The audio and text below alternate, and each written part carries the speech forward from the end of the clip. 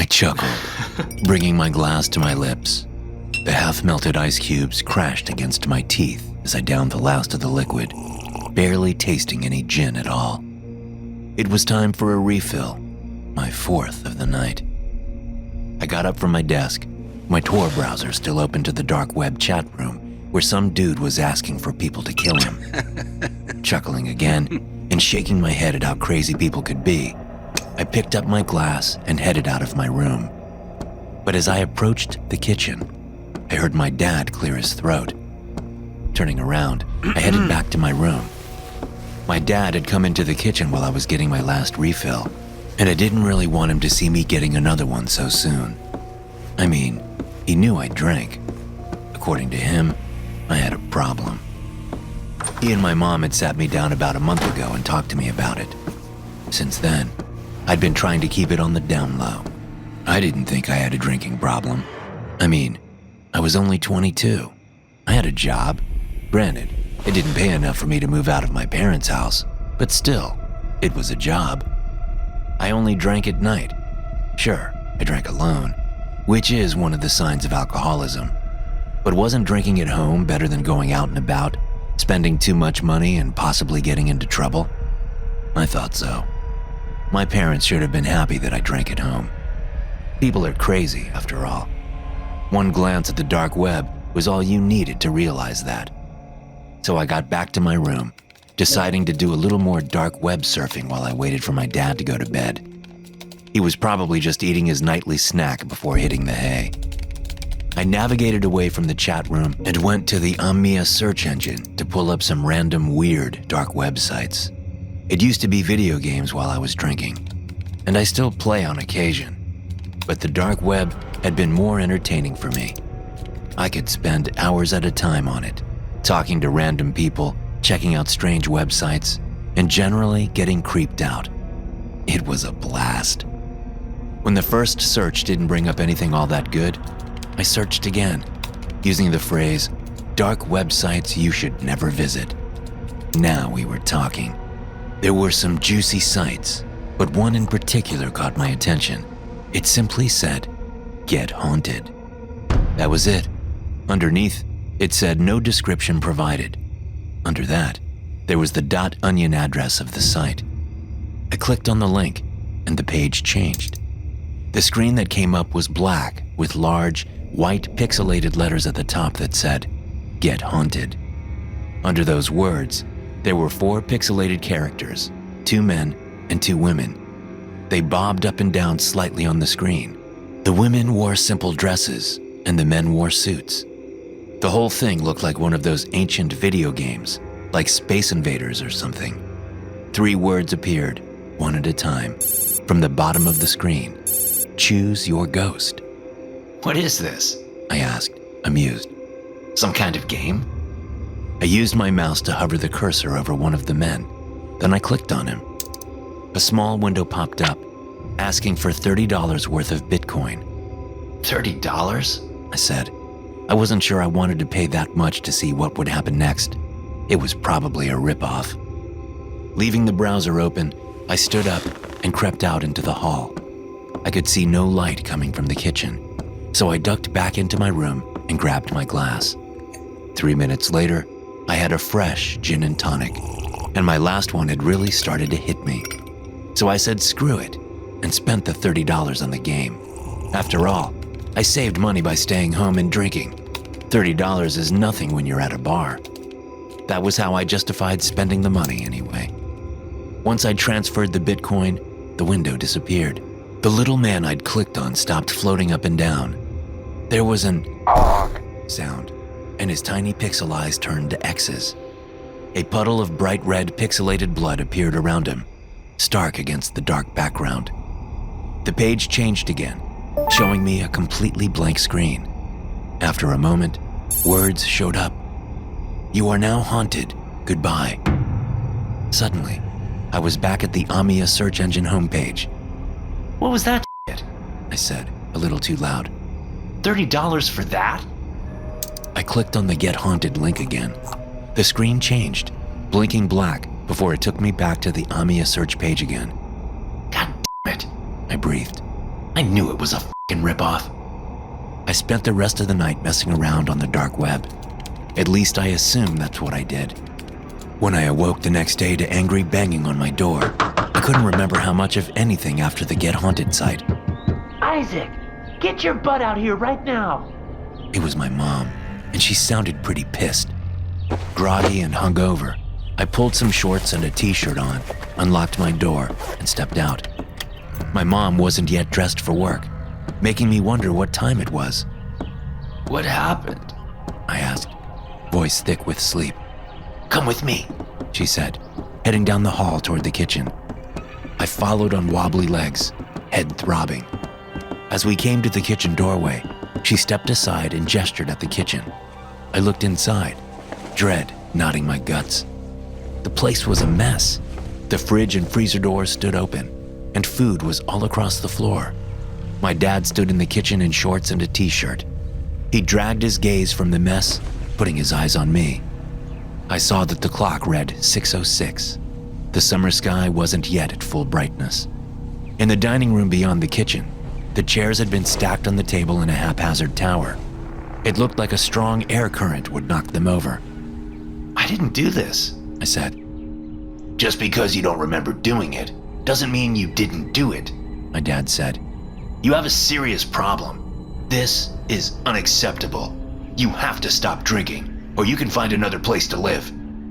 Why would I do this? Why? You're saying someone broke into the house last night and did this? My mom said. Because it certainly wasn't me or your father, and you're the only other one living here. I don't know who did it, but it wasn't me. You were drinking last night though, right? My dad asked. Like the night before and the night before? Yeah, but... And what about a week ago when you made nachos and left all the supplies out overnight? Not to mention the giant mess you made? What about when you fell into the hallway wall and put a hole in the drywall that I had to repair? What about when you pissed in your own bed because you were too drunk to get up and use the bathroom? Unable to hold my father's gaze any longer, I looked down at the mess. I'll clean it up. You're goddamn right you will. I've already dumped all the booze out. What? I bought that stuff. And if you bring another drop into this house, you will be out on your ass. You understand me, Isaac? Swallowing my anger, I nodded. Yes. Good. Now get to work. I had to go to work later that day, and for the first half of my shift, I was confident that I wouldn't be drinking later. I wanted to not drink. I truly did. But by the end of my shift, it was all I could think about. So I stopped at a store and bought a fifth of vodka on my way home. Knowing my parents might search me in my car, I pulled over and stashed the bottle in a bush half a block from my house. Sure enough, my dad searched my backpack, my person, and my car. I could tell he was still pissed from the morning. I waited for my parents to go to sleep before sneaking out of the house to grab the bottle. As I walked down the block, I could have sworn someone was walking down the sidewalk behind me. I spun around, but didn't see anyone. When I got to the bush, I looked around.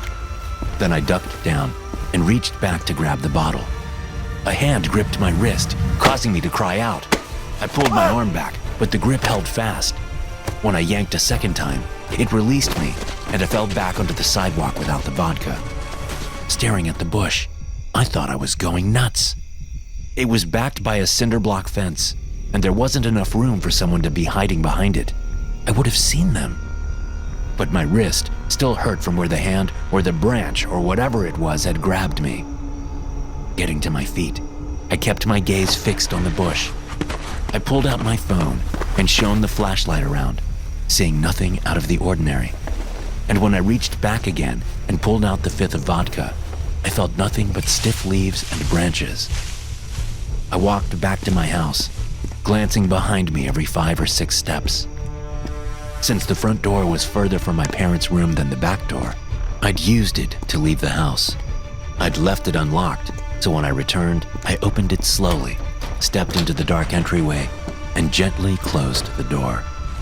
After I locked the deadbolt, I turned around to see a dark figure about the size and shape of my dad standing in the hallway entry.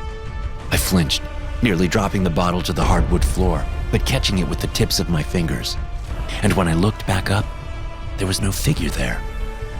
I thought for sure I'd been busted, but I moved to the hallway and glanced down it, seeing nothing there. My paranoia was running rampant. I went to my room, slumped down in my computer chair, and cracked open the vodka bottle. I didn't want to risk making noise in the kitchen, so I just drank it straight out of the bottle. But this time, I stayed off the dark web. I hadn't forgotten about the Get Haunted site from the night before, and even though it was completely ridiculous, some part of me thought that the strange stuff happening might have been because of that. Instead of surfing the dark web, I played video games as I got drunker and drunker. Pretty soon, I was blackout drunk. The next thing I remember, I was waking from a deep sleep because someone was spraying me with water. As I scrambled up, I quickly realized that wasn't quite right. I was in the backyard, and the sprinklers had just come on. Once I got off the lawn, I took a moment to get my bearings. I couldn't remember coming outside at all. The sun was just peeking over the horizon, and I knew my parents would be up soon, if they weren't already. I couldn't let them see me like this. I stumbled to the back door, noting that at least I'd closed it whenever I wandered out. I opened the door and stepped into a wall of rotten egg stench. I could hardly breathe, and I had to step back and open the door to catch a breath. At first, in my hungover state, things didn't compute. I thought that I'd left some eggs out or something, but that didn't make sense. Eggs didn't go bad that fast. Then a terrible thought occurred to me. Leaving the door open, I rushed inside to the kitchen. I went directly to the stove, seeing the food items placed haphazardly around it. 2 of the gas stove's range burners were on high, but there were no flames. Panic building, I turned off the burners and opened the kitchen window. It was a little easier to breathe now that there was some airflow. I ran past the den and to my parents' bedroom, glancing up at the carbon monoxide detector in the ceiling outside their room. It was hanging from a single wire, as if someone had ripped it down. I knocked on the door. Mom? Dad? You awake? My voice was shaking. There was no answer, but I could hear an alarm going off in there. Mom? Dad? Are you awake? I was screaming now. I turned the knob and stepped into the room. They were still in bed. My dad lay on his back, looking like he was still asleep. My mom lay on her side, facing away from me. The alarm clock on the nightstand next to my dad's side of the bed was beeping. Dad? I shouted, running over and grabbing him by the shoulders. He wasn't warm, not like a living human should be. Reaching over, I grabbed my mom's shoulder and rolled her onto her back. Mom? She was cold too. I was getting lightheaded, but I couldn't tell if it was because of the lack of oxygen in the room or the dawning realization that my parents were dead. I slumped to the floor next to the bed, breaking down in tears. The constant beep of the alarm was like a nail being hammered into my head. I don't know how long I cried. A long time. When I got some semblance of control back, I called the police. My lawyer said that if it hadn't been for the damaged carbon monoxide detector, I probably wouldn't have been charged with murder. He could have argued that it was a drunken mistake. The gas range malfunctioned while I was trying to cook, and I decided to go outside to try and gather myself before heading back in to figure out what was wrong. But then I passed out. That would have been the story, if not for the carbon monoxide detector. The fact that it had clearly been damaged was evidence of premeditation, the prosecutor said. Strangely enough, though, the police found no fingerprints on it, none other than some very faded ones belonging to my dad. Still, it was enough. I got 25 to life for killing my parents. I'll be lucky to get out by the time I'm 40 years old. But that's not even the worst part. The worst part has to do with the Get Haunted site I went to the night before my parents died. I remember that clearly. And at first, I thought that it was a ghost who killed my parents. The same ghost that grabbed my wrist at the bush and the same one that appeared when I stepped back into the house. Now I realize that wasn't the case. But those instances were my subconscious, trying to get me to not drink that f***ing bottle of vodka. At the bush, it was trying to get me to leave it. In the house, it was trying to get me to drop the thing so it would shatter. Somehow, deep inside, part of me knew something terrible would happen if I kept drinking. But that doesn't mean the site didn't work. It did. Because now, every single night in my prison cell, I'm visited by the ghosts of my parents. They won't leave me alone. They won't ever leave me alone. That stupid site was right. I got haunted. Yanking on my hair, I stare at the phone on the coffee table. My elbows are propped on my knees as I sit on the couch, both hands gripping fistfuls of hair. I will the phone to ring, but it doesn't. And it has already been 2 hours since I called and left a message. The awful feeling in my gut tells me that he won't call back. He's the one who sold me the goddamn thing. He must know what I can do to stop it. There comes a guttural sound from the bedroom, like 2 giant dogs growling. Leaping up from the couch, I move to the bedroom, open the door, and peer inside. It's in the dark room, but I can still vaguely see my girlfriend, Seta, on the bed. She's struggling against the binds I used to tie her down, and she keeps making that terrible sound. Suddenly, she stops, turning her head toward me. Her solidly white eyes give off a faint glow. Baby, please let me out. I'll be okay. Just let me out. I shut the door, knowing I'll have to sedate her again soon. Then I move back over to my phone. The ringer is turned up all the way, but I think maybe I missed his call. The phone shows no missed calls. I sit back down, grabbing handfuls of my hair again. Please, call me back. Please, God. I don't know what to do. The whole thing started while I was searching for a story. Being a freelance journalist is not easy these days. Not if you want to make a decent living. I needed something juicy, something that would be picked up by a major media outlet that could actually pay me well for all the hours I'd put in. And I'd been thinking about a series on the dark web for some time. So I contacted a couple of editors at some big-name outlets and ran the idea past them. One of them bit, wanting a story proposal on what exactly the first piece would be on. He said if it did well, they'd hire me for additional pieces. So I sat down, cracked my knuckles, and logged onto the dark web. But I didn't want just any old dark website. Pieces had been done to death on the ones that offered DDoS attack services or sold medical information and credit card numbers. That was all well-known stuff, yesterday's news. I wanted something unique. And when I found the site selling cursed items, I didn't think much of it. You could find similar sites on the regular web, selling supposedly haunted or cursed items. But that itself was strange. Why would you limit your shop to the dark web when it wasn't illegal to sell cursed items on the regular web? It kept me on the site, and I got to looking around. I noticed there was an email address for contacting the site's proprietor, and suddenly, an idea came to mind. I could do a story on the man or woman, the first in a series of exposés about people who make their living on the dark web. This cursed items site was the perfect place to start because it wasn't illegal. I could convince the person to talk to me, even if it meant using a pseudonym when I published the story. So I emailed the address and waited. Unfortunately, the response I got back wasn't what I'd been looking for. The person said I had to buy something or get lost, in so many words. So I emailed back and said I would buy something only if the person was willing to meet with me. Again, he refused. But I was persistent. And finally, after several emails back and forth, he capitulated. 2 days later, I was on a plane to Los Angeles. The guy's name was Herbert. He wouldn't tell me his last name, and he was skittish at first. But the interview went about as well as could be expected. After I bought what was supposedly a cursed woman's coat for several $100s, it was a simple dark green wool coat with a fur collar. I didn't think much of it. I flew home, hung the coat up in my closet, and filed the story. Then I came home this evening to find that Seta had found the coat and put it on.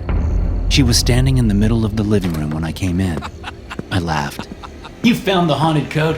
How do you feel? She turned around, looking at me with her blank white eyes, and said, "It's good to be back. in a deep voice very much not her own. Can't stay long, though." She said, bringing a kitchen knife up to her neck. I lunged for her, grabbing her wrist, but not before she punctured the skin on her neck.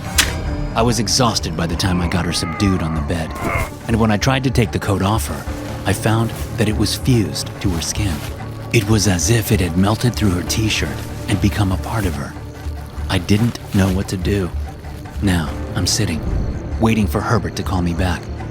And I hear something crash in the bedroom. Jumping up from the couch again, I barge into the bedroom in time to see Seta throw herself at the bedroom window. The glass shatters, and she's gone. I run up to the window, screaming Seta's name, as if that will help. Looking down, I see her twisted and broken body 6 floors below. Somehow, the coat has come off. It blows in the wind, flapping as it moves away from Seta's body like something alive. Back in the living room, the phone rings. Numb, I move slowly out of the bedroom, past the bed with the broken frame, and answer the phone. It's Herbert. Maybe now you'll learn to mind your own business, he says. He laughs as I drop the phone onto the carpet. And I can still hear his tinny laughter as I walk out of my apartment to go down and get the coat.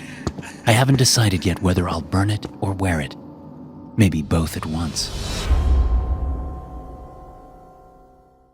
When it really comes down to it, killing yourself is not as easy as it sounds.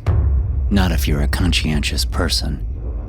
When I was told that I had a terminal illness, the most aggressive type of brain tumor there is, I started giving this a lot of thought. Of course, there are many ways to kill yourself. The human body is a surprisingly fragile thing. The problem that I encountered was that what would happen after I did the deed? I didn't want my family members to have to deal with finding my body if I were to use a gun on myself.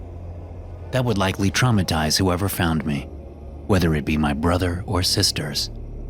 I don't have any kids, and my parents are already dead. The same concerns came up when I thought about hanging myself or cutting my wrists. Then there was the whole concern about my life insurance policy. Being in my mid-30s, I only got the policy 3 years ago, long before I knew I had a tumor. And if you kill yourself within 5 years of getting the policy, your family gets nothing. While I don't have any kids, all 3 of my siblings do. And my life insurance policy could pay a good chunk of all the kids' college tuition. If I had the time, I could just wait 2 years and then end my own life. But I don't have 2 years. I barely have 2 months. The tumor is growing, and things are going to get really bad for me if I don't end my life. I'll be in constant pain. I won't know the difference between reality and hallucinations, and it's even possible that I could get violent with anyone who happens to be around.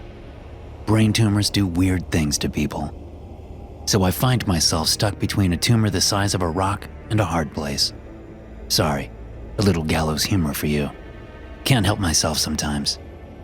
If I lived in a state that allowed physician-assisted death, I could legally ask a doctor to prescribe me medication that would end my life.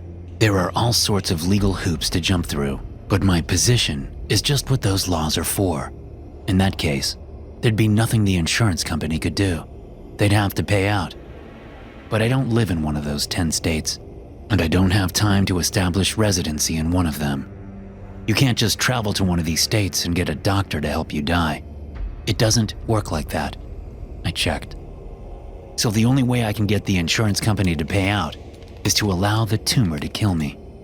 But, like I said, that would be bad for me and potentially bad for someone else. There's no telling what I'd do. I can't take that risk. But there is a workaround that I found. Apparently, you can find people to kill you on the dark web. So that's what I did. Or that's what I tried to do. Now, as I listen to the sound of someone breaking into my house, I realize that I messed up. You see, I got onto a dark web chat room titled "Kill Me Now" and made an announcement that I wanted someone to help me die. I probably should have been more specific and more careful about getting onto the dark web, which I knew nothing about. Before I knew what was happening, I was bombarded with phone calls on my personal phone. I was getting emails at my personal email address, which wasn't associated with my dark web account. At least, I thought it wasn't. There were dozens of people offering to kill me. Many of them said they would do it for free, so long as they got to record it. I had no idea that there were so many people who just wanted to kill someone. It was pretty disturbing. I tried telling these people that I'd made a mistake. I tried to tell them that I didn't want a violent death. Some of them listened to me, but others clearly did not. Others got mad and told me they knew where I lived, and they said they'd see me soon. At the time, I thought it was just talk. But now that I can hear someone coming into my house in the middle of the night, I'm confident that they're here to kill me.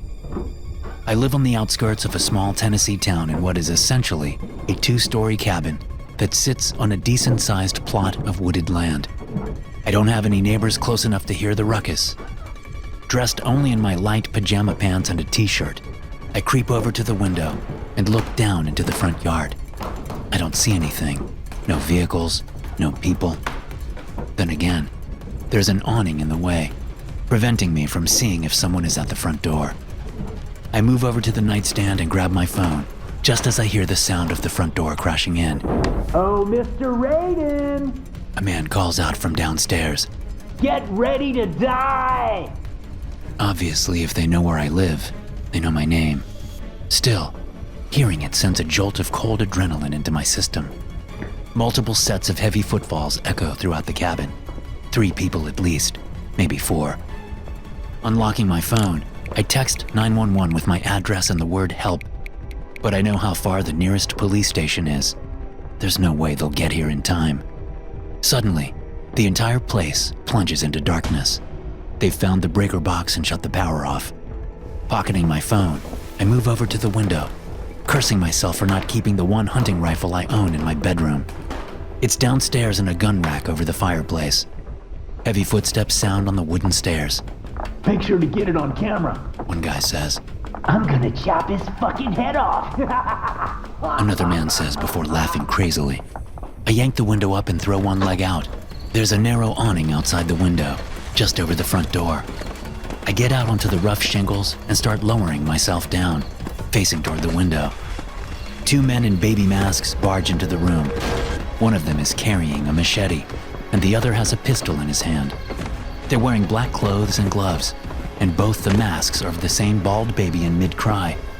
I never would have thought a baby mask would be so goddamn creepy. They quickly spot me out the window. The one with the gun raises the weapon and fires at me just as I drop down off the roof. I feel the bullet hit the roof just before my hands slide off and I fall to the ground, hitting feet first, then tumbling onto my back. The low pop of the gun makes me think it's a .22. I'm betting he just wants to slow me down with the small caliber bullets before they take their time recording my death.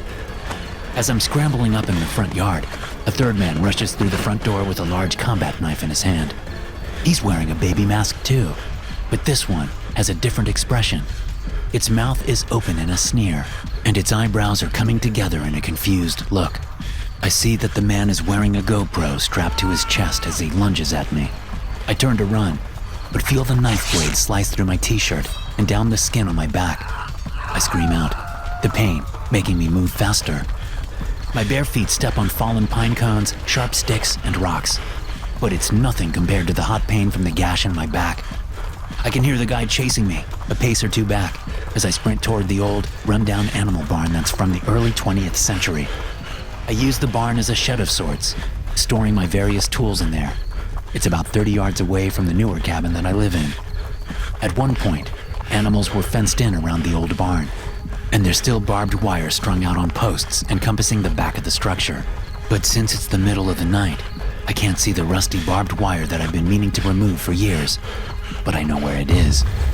So instead of heading for the front door to the old ramshackle building, I head toward the side.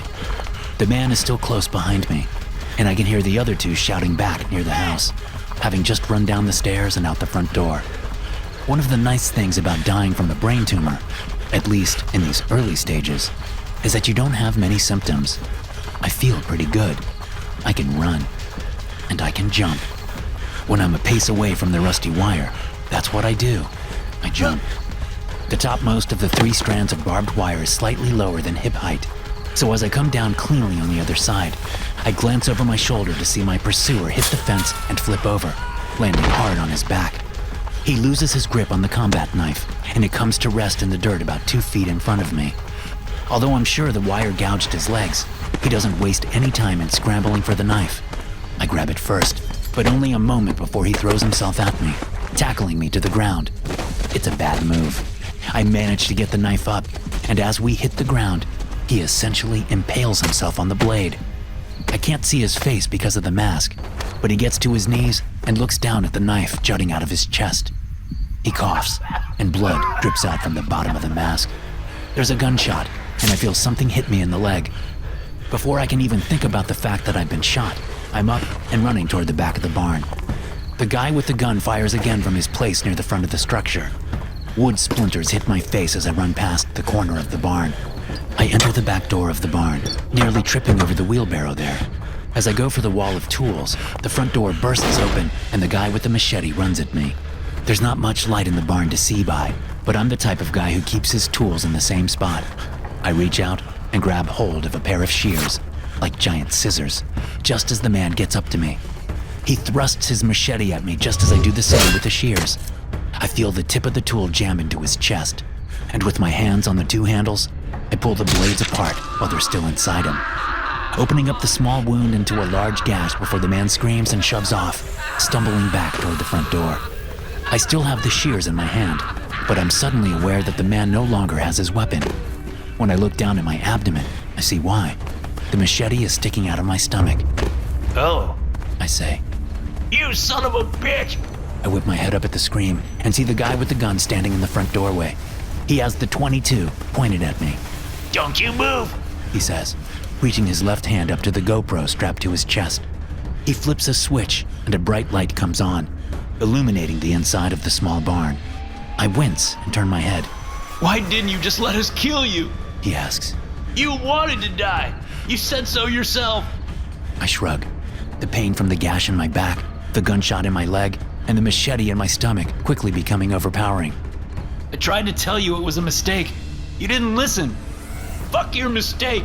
I don't care anymore. You fucked up my friends. Now I'm gonna kill you slow. Drop the shears. I look down at the bloody shears in my hand, closing them again as I lean forward slightly, like I'm going to drop them. Just as the tip is just about to touch the ground, I whip the shears up and throw them at the guy. He fires the gun while turning to deflect the tool. The shears bounce off his arm and fall harmlessly to the ground. But by the time he gets the gun back on me, I'm just a few feet away, and I've pulled the machete out of my stomach. As I swing the machete down, the guy backpedals, firing the gun 3 times in quick succession. It's too late. I slam the machete down into the middle of the creepy baby mask, the blade sinking into the forehead underneath. He stumbles back, weaving and firing the gun wildly before falling down. He twitches for a bit before he stops moving for good. I realize that 2 of the 3 shots he fired while I was charging him found their mark. I step out of the barn and look at the guy I impaled on the shears. He's lying face down nearby, not moving. I lean back against the front of the barn and slide into a sitting position. I've been shot 3 times, stabbed and sliced. It won't be long now. Sighing as I prop my head against the old barn, I smile. Maybe I haven't been completely honest with you. Maybe I knew what I was doing when I got on the dark web and accidentally told the wrong people I wanted to die. Maybe I wanted to go out on a high note, like a fucking action hero in a movie, taking out some bad people in the process. And maybe, just maybe, I covered my digital tracks well enough so that when the authorities look into this whole mess, they'll think it was a home invasion gone wrong. My life insurance will pay out. My nephew and nieces will be able to pay for at least some college. So now you understand. I have a reason to smile as the life leaves me. After all, most people don't get to die how they want. Most people don't get to fulfill their death wish. I count myself lucky. It's a good death.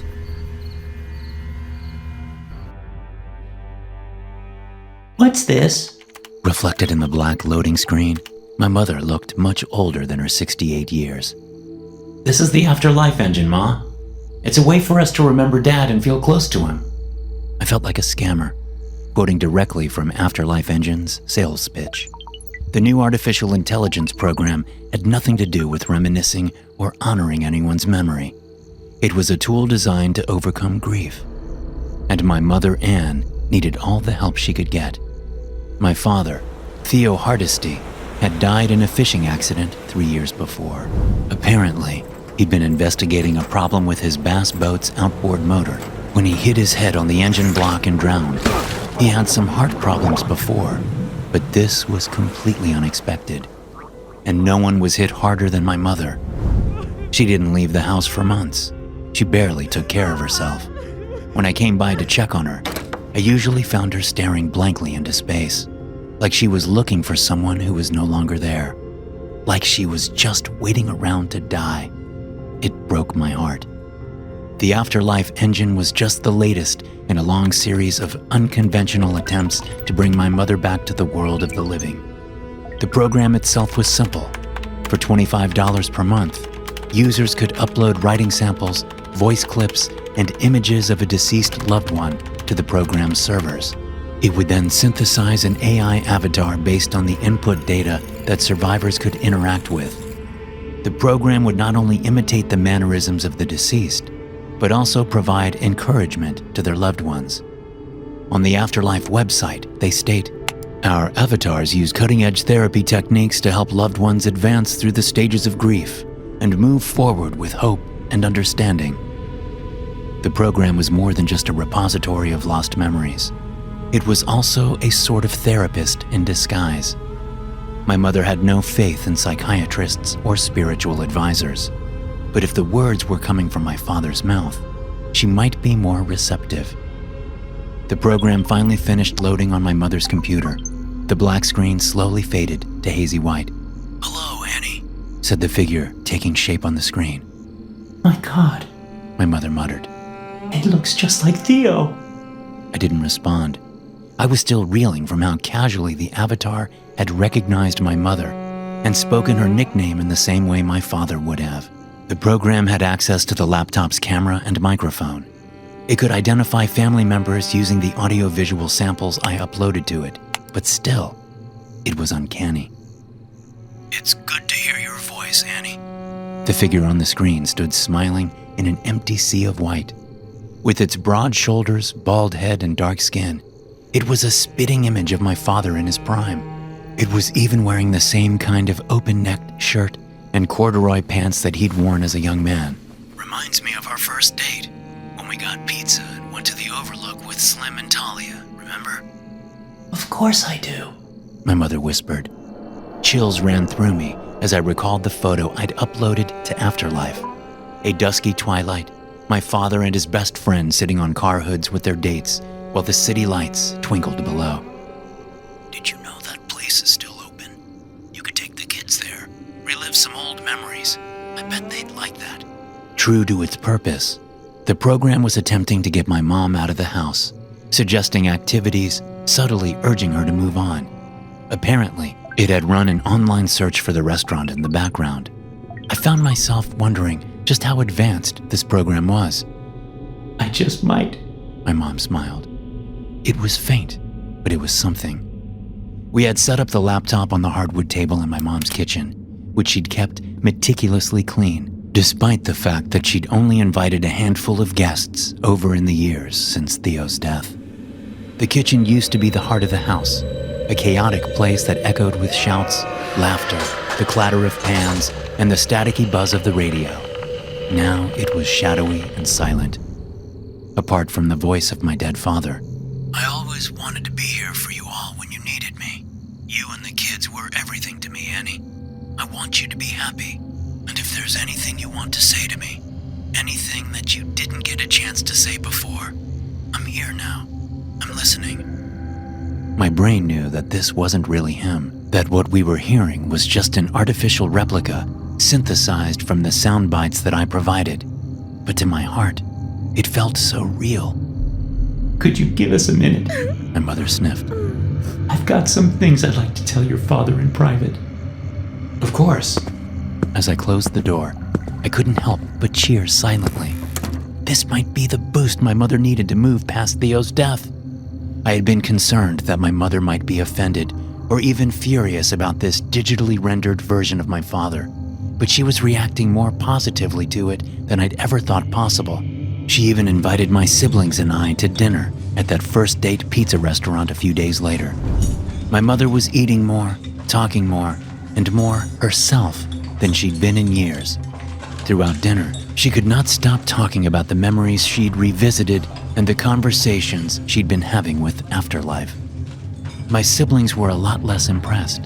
Tessa was skeptical. Deshawn thought it was sick, and Layla just wanted to go home to her deadbeat boyfriend. It was a struggle to keep from clenching my fists as I listened to their criticisms. The three of them had practically abandoned our mother after our father's death. Who were they to complain about anything that I did to take care of her? Are you all about ready? The four of us fell silent as our mother's frail figure appeared in the restaurant doorway. I need to get back. It was the first time I'd seen her in a hurry to get anywhere since our father's death. I realized that she wanted to go home so she could talk to Afterlife about how the evening had gone. The thought passed through my mind like a dark cloud, and even as I waved it away, I couldn't help but wonder, what if my siblings were right after all?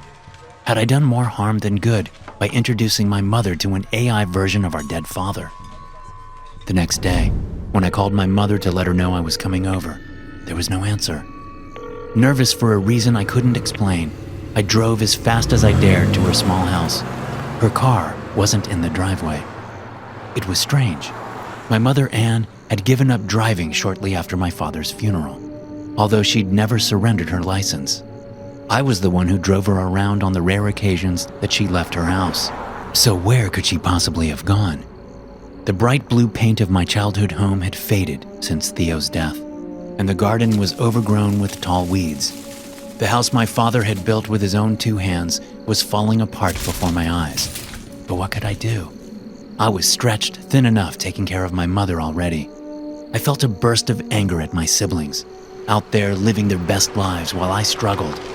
I was so lost in my bitter thoughts that I didn't notice my mother's old Cadillac turning into the driveway until she honked at me to get out of the way. Sorry I missed your call, Anne muttered, making a beeline for the door. Her face was hollow and pale, like she hadn't been sleeping. Had she been staying up all night with Afterlife? A plain white paper bag, the kind usually given by pharmacies, hung from her wrist. It was nice seeing you, she said, practically slamming the screen door in my face. The door lock clicked into place. What on earth was she hiding? Even in her darkest moments after my father's death, my mother had never turned away a visit from me. I pressed my face against the tiny window in the door. My mother hadn't turned the lights on. The interior of my childhood home looked dim and haunted, except for the pale glow of my mother's laptop. The tiny figure of my dead father's avatar had been moving through the white mists on screen for several seconds, but suddenly froze. It was staring right at me. I shuddered and suddenly felt guilty for spying. I turned back to my car. Anne didn't answer my next call either, or the next. I decided to drop by on my way home from work. An unexpected visit might clear things up, I thought. But that feeling of foreboding only became stronger as I pulled into my parking spot across the street. The grass hadn't been cut in weeks, and the house was still dark. I shouted my mother's name and rang the doorbell repeatedly with no response. I was wondering whether I should call my siblings or emergency services. When the door cracked open, I barely recognized the bloodshot eye glaring at me from the other side. Her tangled gray hair hung down over her face. Her bloodshot eyes glared at me hatefully. Go away, My mother snarled. The door slammed in my face. According to a lawyer friend of mine who I met for drinks that evening, there was little the law could do about whatever was going on inside my mother's house, unless I could prove that Anne was a danger to herself or others. I might not like it, he said, but if she wanted to cut us out of her life, she had a right to do so. I just couldn't understand why. As the days rolled by, one nagging thought tormented me. All this had started just after I introduced my mother to Afterlife. Could the AI have something to do with this? The solution that occurred to me the next day was so obvious, I nearly smacked myself in the forehead.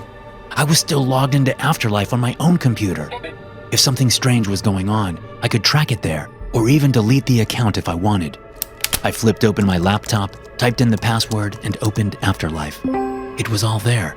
The audio-visual samples I uploaded, the chat I had with the AI's version of my father as part of the free trial, my bank transfers, and error.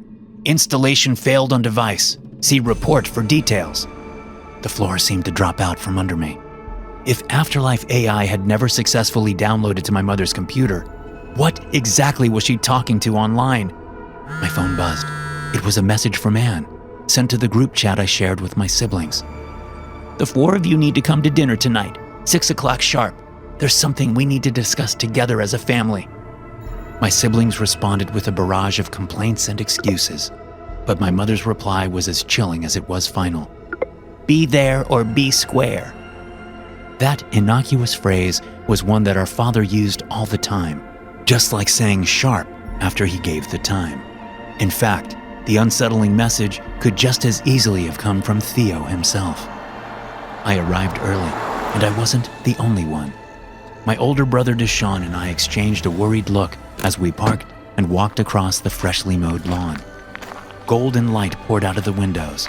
Earth, Wind and Fire's September, a song my father used to love, was playing somewhere in the depths of the house. My mother welcomed us in a dress that I was sure she hadn't worn since the 70s. She was all smiles and hugs. She practically radiated life and energy.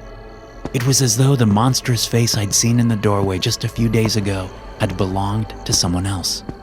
Tessa was already in the kitchen, staring with a puzzled expression at the scene in front of her.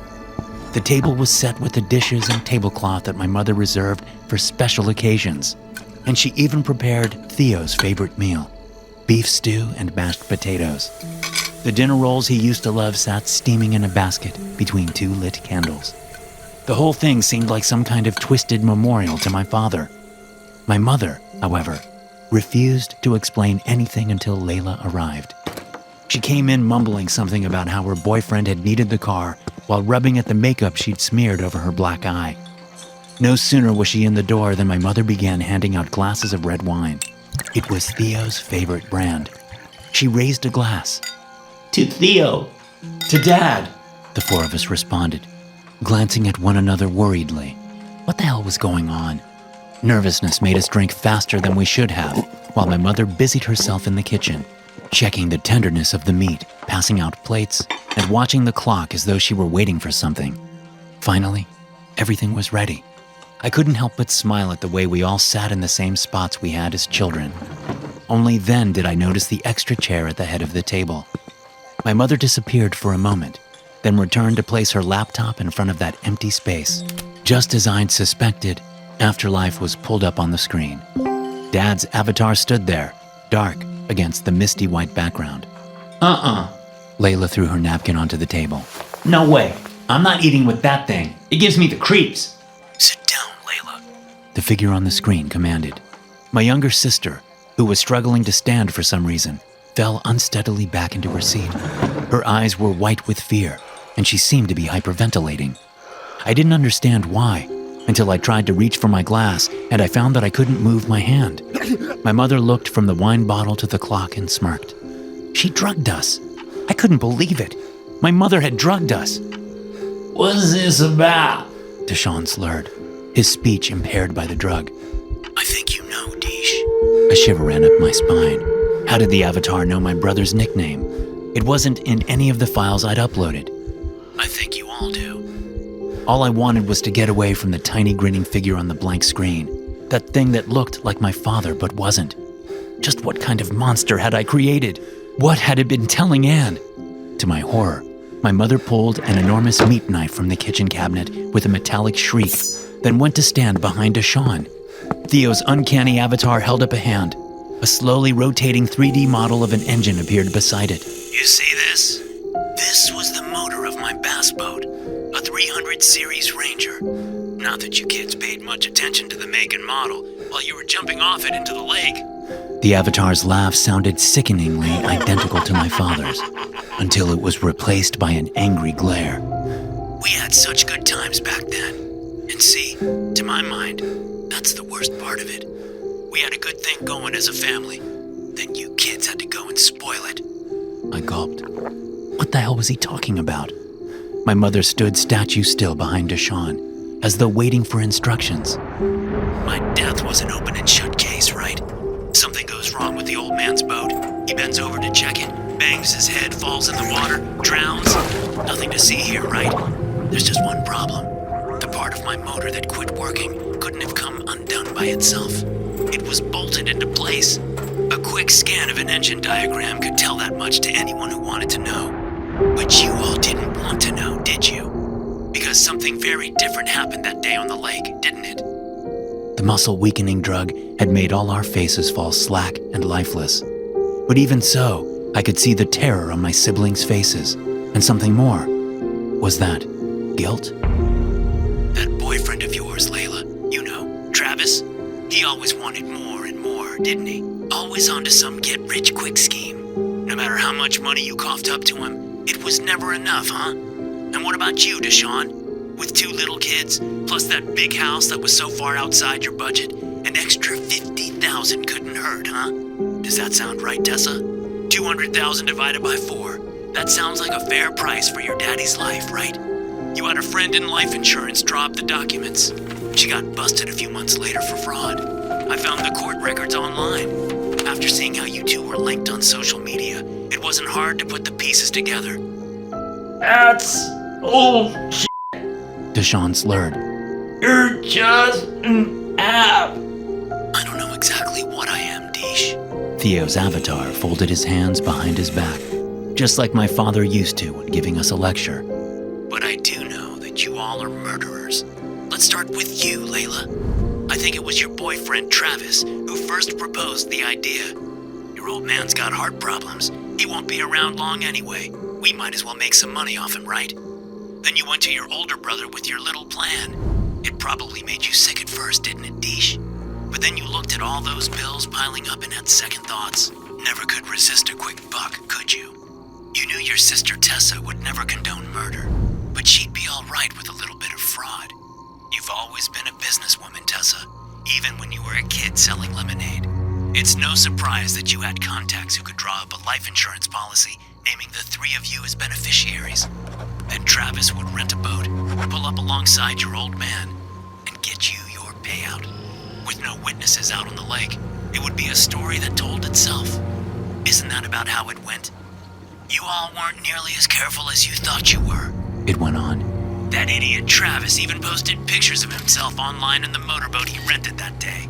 The one thing I can't figure out, though, is how you fit into all this. I realized that the avatar was staring at me. It took all my strength to move my head a couple inches from side to side. I tried to plead my innocence, but only drool ran out from between my paralyzed lips. Did you know the whole time? Did you just sit back and watch while your old man was murdered? Why didn't your brothers and sisters give you a cut of the profits? Were you too big of a coward to go through with it? Was that it? The theory was crazy. I forced myself to stop panicking, to ignore the accusations and think. How had my mother known what dosage of the drug to give us? Everyone in the family kept copies of their medical records on Annie's home laptop, but they were at least 5 years old, and I'd put on a lot of weight since then. If the measurements had been calculated using those records, it might wear off quicker for me. I just had to drag this out somehow, to prevent this insane trial from speeding to its inevitable conclusion. Fortunately, my father's avatar showed no signs of stopping its rant anytime soon. The avatar on the screen seemed frustrated by its inability to link me to its conspiracy theory. It kept referring eerily back to the childhood memories in the photos that I uploaded. How could you? I went to your school plays, bought you ice cream, taught you all how to fish. And for money? If that's what you needed, your mom and I would have given it to you. We never had much, but we would have...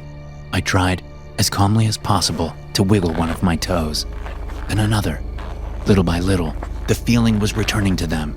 I stayed as slack and still as the others, hoping that neither my mother nor the avatar would realize that I was slowly regaining my mobility. Now, I don't know much about religion, Theo's avatar rambled on, but in just about every faith, killing a parent is an unforgivable crime, a crime punished by death. The avatar's hateful words seemed to reverberate around the kitchen as it turned to my mother and used her nickname. Annie, I'll let you take it from here.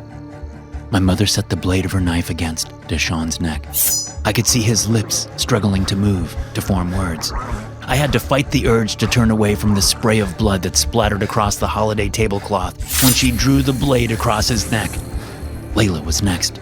The drug was wearing off her too, but not enough.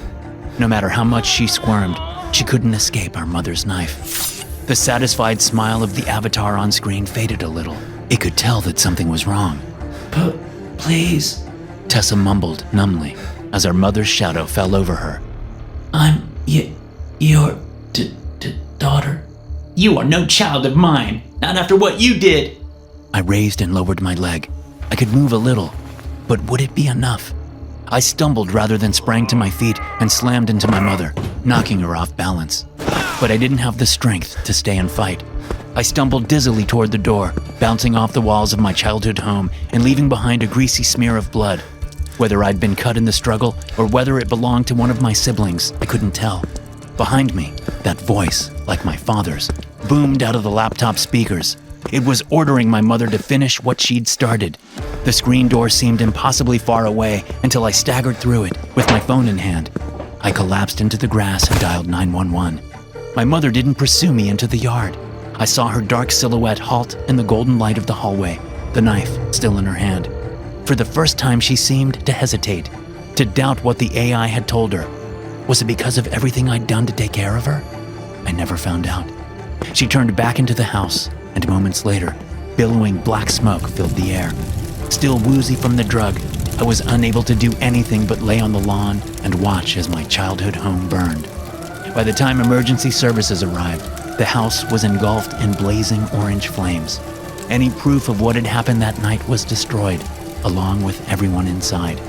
I was left alone, broken and numb, but alive.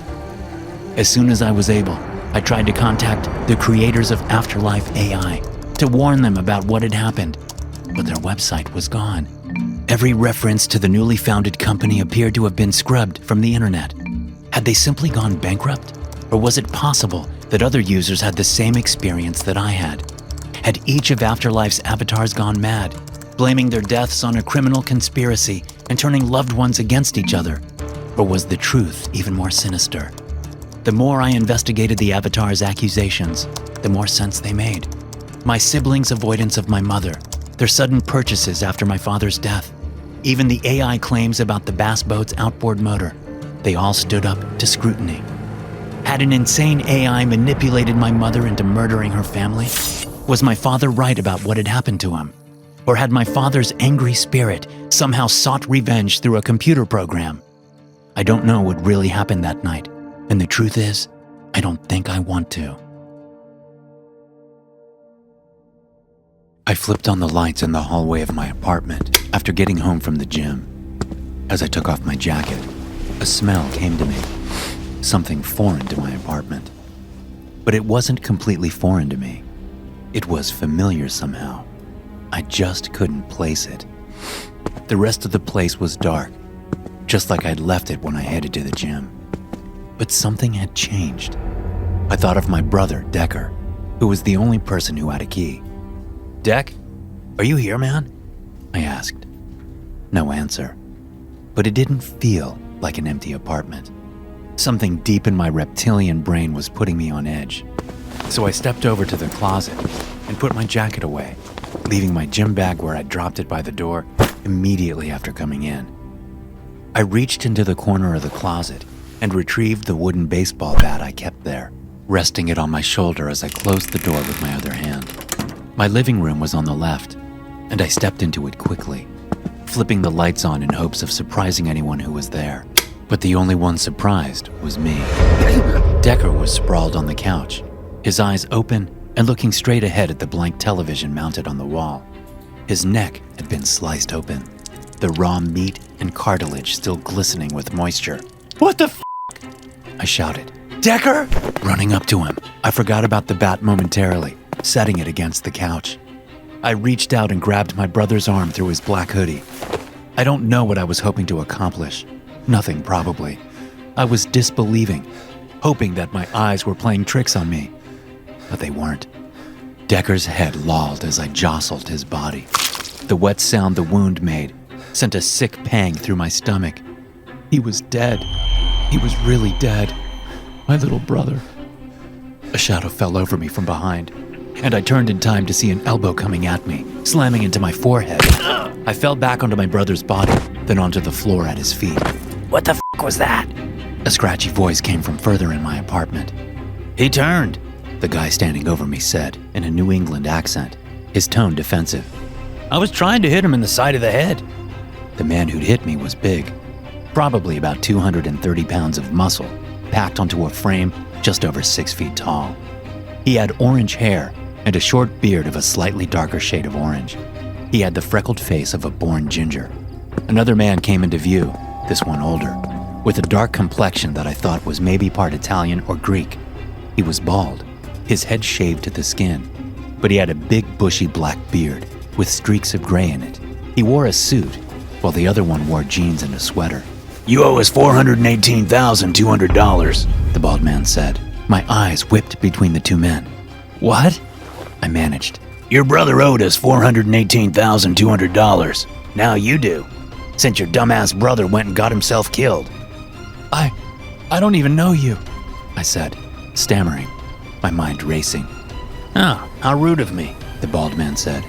I'm Sledge, and this is Hammer. Now you know us. I'm giving you a month to get us the money. A month? No way.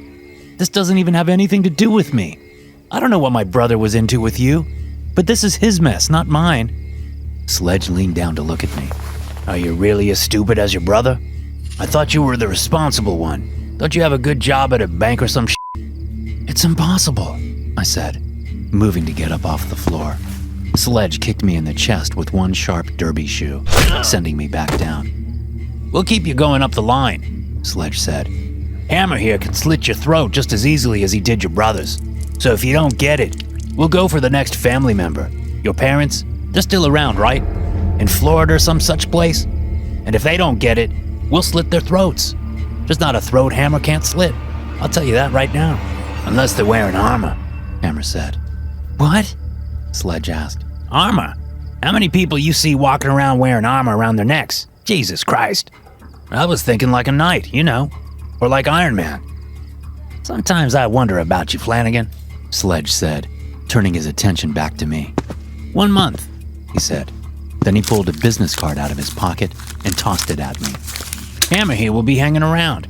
Some other associates of ours will be coming up to take care of your dumbass brother. Can't have the police getting involved with this.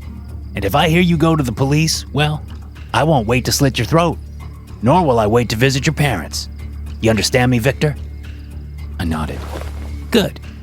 With that, Sledge walked out of the living room and then out of my apartment. Flanagan stayed where he was, looking down at me.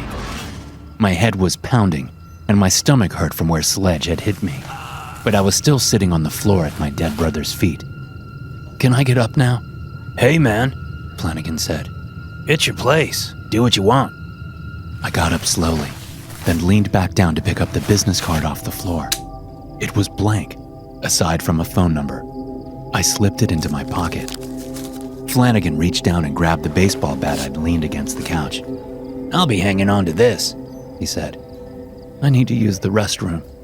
Go ahead, don't mind the mess, he said. I walked back to the hallway bathroom and stepped inside, closing and locking the door behind me. I threw up in the toilet, my hands shaking as I emptied my stomach. It was only after I threw up everything that I saw the bit of blood in the bathtub. I realized that there wasn't very much blood on my brother's clothing, and I certainly didn't see any on my couch. They must have forced him into the bathtub before slitting his throat. How conscientious of them. I stayed in the bathroom, shaking with fear. I heard men's voices after a little while, and then some activity. Still, I didn't come out. I couldn't.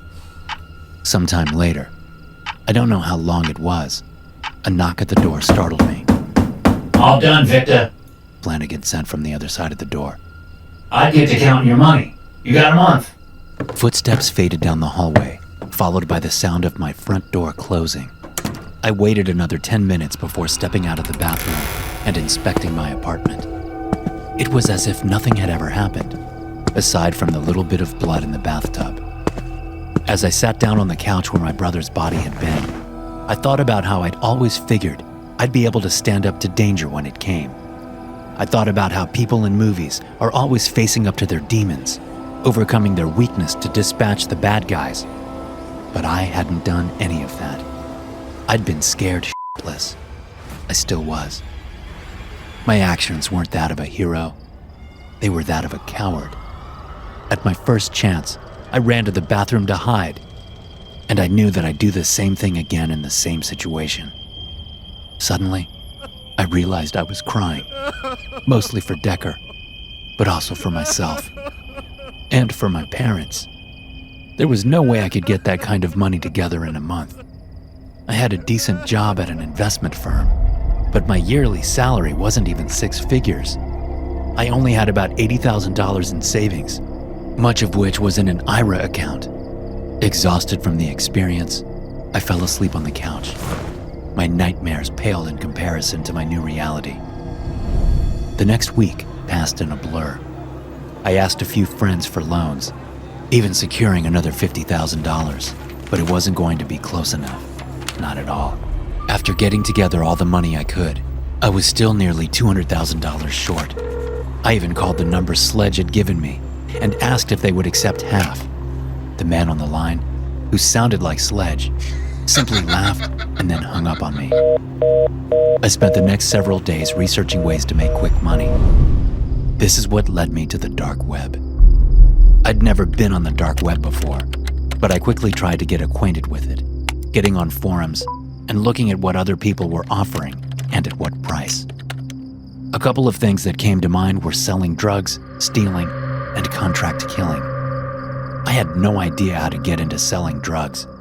It wasn't like people were advertising "drug dealer wanted" on the dark web. Most of the listings I saw were for drugs already for sale, so that was out. Stealing was something I could do, at least in theory. But to steal the amount that I needed, I would have to include at least one more person, while simultaneously developing special skills that would take years to cultivate. A smash and grab job would likely get me arrested, and I had no doubt that these men could get to me in jail. Contract killing wasn't really a serious consideration. I didn't have it in me, and I didn't want to. Besides, putting up an ad for that kind of thing, with all I knew about the dark web, would probably just get the FBI to my door. But as I was scrolling through a black market website, I saw some ads that gave me an idea. They made me realize that I did have something to sell: my body. I admitted I wasn't underwear model handsome, but I figured I was good looking enough to demand a fairly decent price from rich, lonely women. I stayed fit, and I was in my early 30s, young enough to be attractive to older women. Maybe I could even steal some jewels from some rich widow and sell them, or make one of them fall in love with me and convince them to loan me the money. I could be charming when I wanted to be. It was a long shot, but it was the only chance I had. So I took an emergency leave of absence from work and dedicated myself to becoming a male escort. Honestly, it wasn't that hard. I found a classy-looking market website on the dark web that specialized in male escorts, and I constructed a profile. I put my price range close to that of other men on the website. The next day, I got an email through the website asking for my services. The way it worked was, the client sent you a picture of them and an address, along with how many hours they wanted you. If you wanted to accept the job, you contacted them through the email provided and set up a time. I was surprised to see that the woman in the picture was very pretty. She looked to be in her early 40s, with blonde hair and a beaming smile. Maybe I'll actually enjoy this a little, I thought as I replied to the email. When I showed up at the place, a hotel in the downtown area, I was wary of any signs that it was a setup. But the hotel was nice, and I doubted anyone looking to rip me off would drop several $100s on a room. Besides, I didn't bring anything with me aside from a little bit of cash, my car keys, and a small bag with clothes and other items I thought I would need.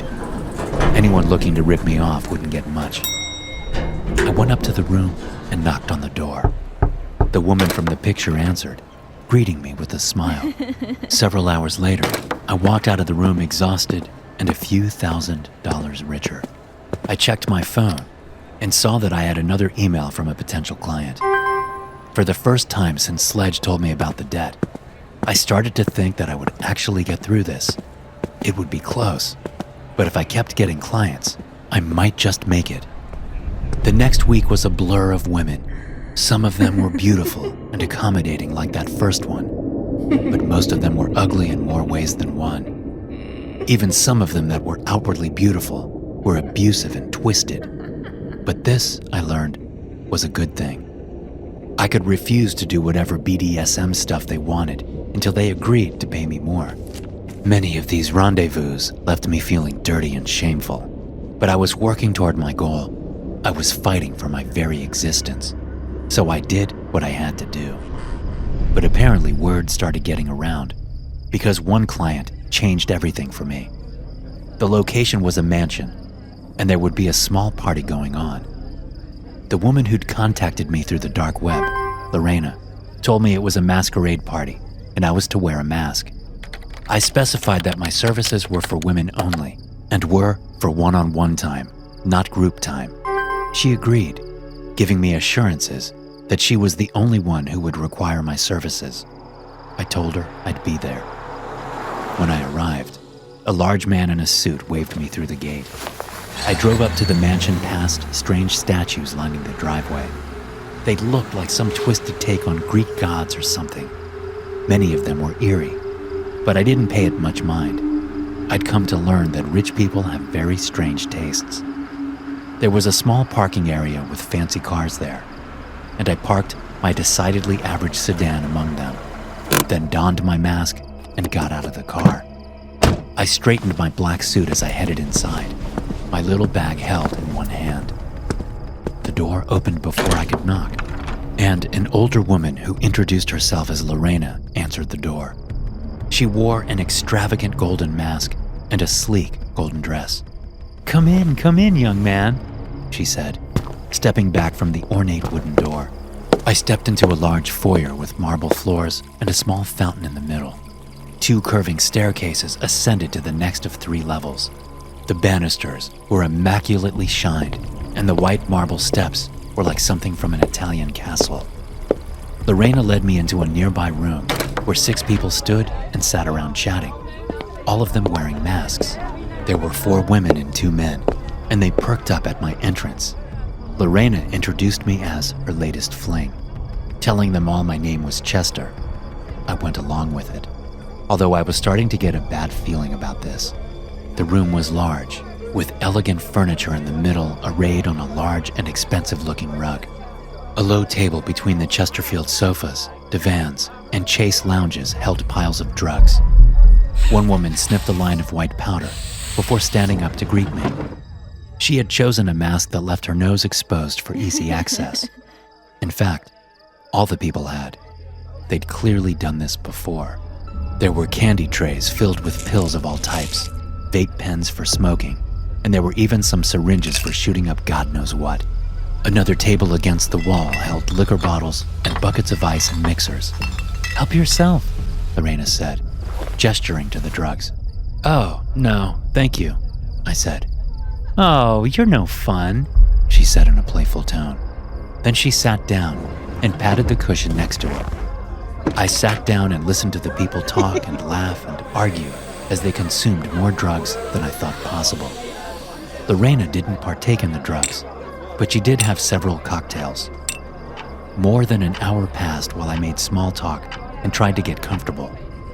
Something about this didn't seem right. And it wasn't just the massive amount of narcotics that could send us all to jail for a very long time. I just couldn't get into the rhythm of the party. I was waiting for something to happen the whole time. Lorena got up and poured herself another drink. It was only when she sat back down next to me that I noticed she had 2 drinks in her hand, one of which she held out to me. "No, thank you," I said. She leaned over to me, smiling, and whispered, "You're supposed to show me a good time. If you want to get paid, loosen up and have a drink. Talk, laugh, earn your money." I looked at her for a long moment, then took the drink. It was a green liquid that tasted a bit like Midori, only with a strange undertone to it. I just assumed it was mixed with some other liquor. But soon after I finished the drink, things started to get strange. Lorena got up and left, saying that she'd be back shortly. Then, I blacked out. I woke up screaming. For some reason, I was on my hands and knees, looking down at the intricate designs of a rug that someone had spilled red wine on. My vision swam, going in and out of focus. My scream faded to a whimper, my lungs expanding and contracting as if I'd just been running a race. I felt sticky for some reason, and a glance down at my arms told me that I was no longer wearing my black suit jacket or the white dress shirt I'd had on underneath. My vision went blurry as I tried to look closer at my skin.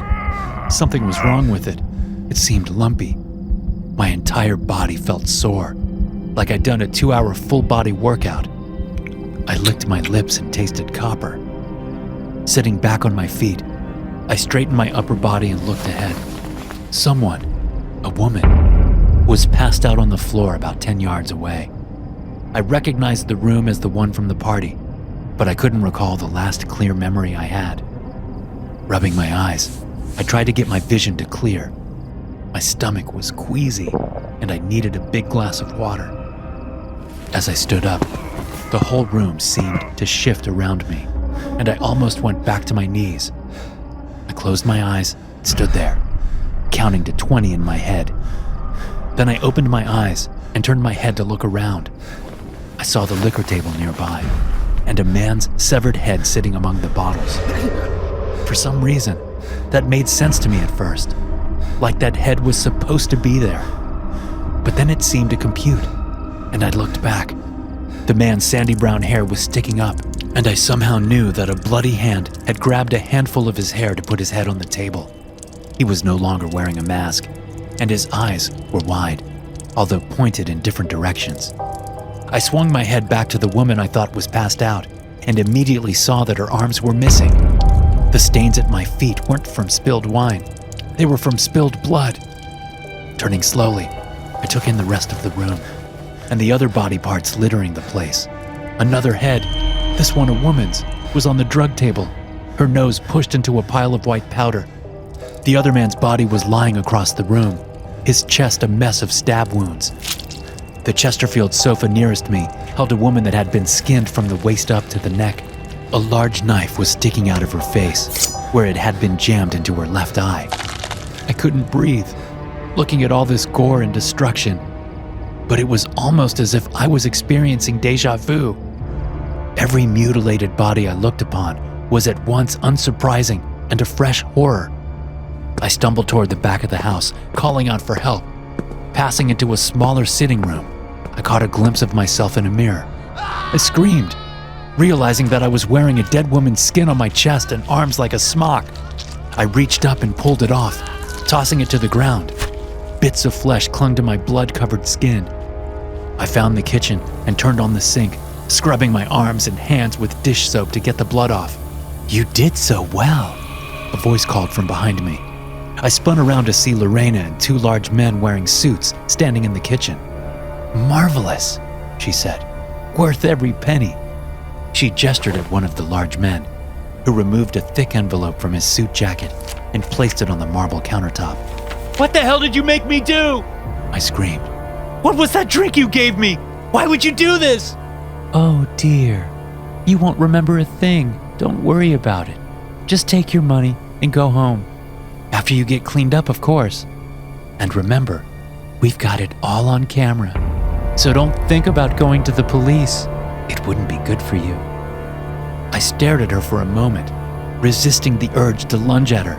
The 2 bodyguards wouldn't let me get anywhere near her. Why? Those people were your friends. No, they weren't, she said. Disgusting leechers. They were fun for a while, but things are more fun this way. "You're f***ing sick," I said. Lorena smiled. "I've been called worse." She started to walk away, then said to one of the men, "Show him to the downstairs bathroom, will you? He'll be forever trying to clean himself at the sink." The one she'd spoken to stayed in the kitchen, while the other one followed her deeper into the massive house. I looked at the wall clock and found that it had been about 4 hours since I'd blacked out, give or take 20 minutes or so. This way, the guy said. there's a shower. I stood there, dripping bloody soap suds onto the floor, staring at him. You want to do this the hard way? He said after a moment. Because I'd rather not. And I'm sure you'd rather not either. I turned off the sink and followed him to the downstairs bathroom to take a shower. When I left the house 30 minutes later, I was starting to feel better about things. The envelope in my pocket, the one from Lorena, was considerably lighter than it should have been, but that was okay with me. The phone rang as I called the man I knew only as Sledge. The deadline was at its end, and Sledge sounded amused as he picked up the phone. I hear you've been busy, Victor, making a lot of rich women very happy. So, please tell me you have all my money. I have it, I said. Come over and get it. Sledge paused for a moment before speaking. No, you come to me. I'll text you an address. Come alone and bring nothing but the money. With that, he hung up. A moment later, I got a text with an address in the warehouse district. I got everything together, carrying the bag of cash as I went down to the lobby. It was sprinkling slightly as I hurried across the parking lot to my car. There were massive thunderheads on the horizon, moving toward the city, making it prematurely dark at 30 minutes before sunset. It took me 15 minutes to get to the address, by which time it was pouring. I ran to the door of the warehouse, carrying the canvas travel bag with the money in it. Flanagan opened the door after I banged on it a couple of times. He beckoned me inside and shut the door. Then he told me to stop. I was in a reception area, but the desk didn't have a computer or any normal office supplies. I could see an open door to the warehouse area ahead. "Put your arms up," Flanagan said. I dropped the bag, hoping he wouldn't open it, and put my arms up. He frisked me for weapons, pulling a metal object out of my jacket when he came to it. "What's this?" he asked. "What do you think it is?" I asked, giving him a look. If he took it, I was screwed. But I didn't think he would. And sure enough, he shrugged and gave it back to me. Finding nothing else of interest on my person, he led me into the warehouse proper, where there were cars parked on the far side and a lounge area on the near side. Sledge and two other men were seated on a couple of leather couches, watching a soccer match on a television set. Sledge was smoking a cigar, so a cloud of smoke hung over the men. The sound of rain pounding the metal roof high above was a constant but not unpleasant sound. "Boss, Victor's here," Flanagan said. "Yeah, no shit, I know," Sledge said, turning his head to watch me approach. "You got it all?" "Check it," I said, tossing it down on the couch beside him. Sledge glared at me, then picked the bag up. "Flanagan, count it," he said. The two other men, large but not as large as Flanagan, seemed focused solely on the soccer game. Flanagan sat down next to Sledge and put the bag on the wooden coffee table between the two couches. As he opened it up, I pulled the metal object out of my pocket. Sledge noticed the movement and looked up at me. "Ah, did I drive you to drink?" he said, chuckling. I unscrewed the cap on the flask and upended it. Flanagan started pulling stacks of money out of the bag. I drank all the liquid in the flask, screwed the cap back on, and held it down by my thigh in my left hand. A strange feeling came over me within minutes, but instead of completely blacking out, I was somehow able to experience much of what happened next. Maybe it was because I'd had the drug before, whatever the hell it was. Or maybe it was because I actually wanted to kill these men, unlike those people at the party. Whatever the reason, didn't really matter.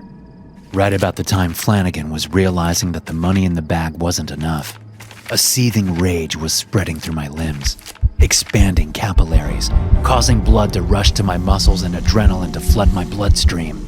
My amygdala started working overtime, telling the rest of my brain that these four men in front of me were the ultimate threat to my existence. But there was no question of fight or flight, no doubt about what had to be done. Suddenly, I was jumping over the couch, slamming into Flanagan and knocking him to the ground.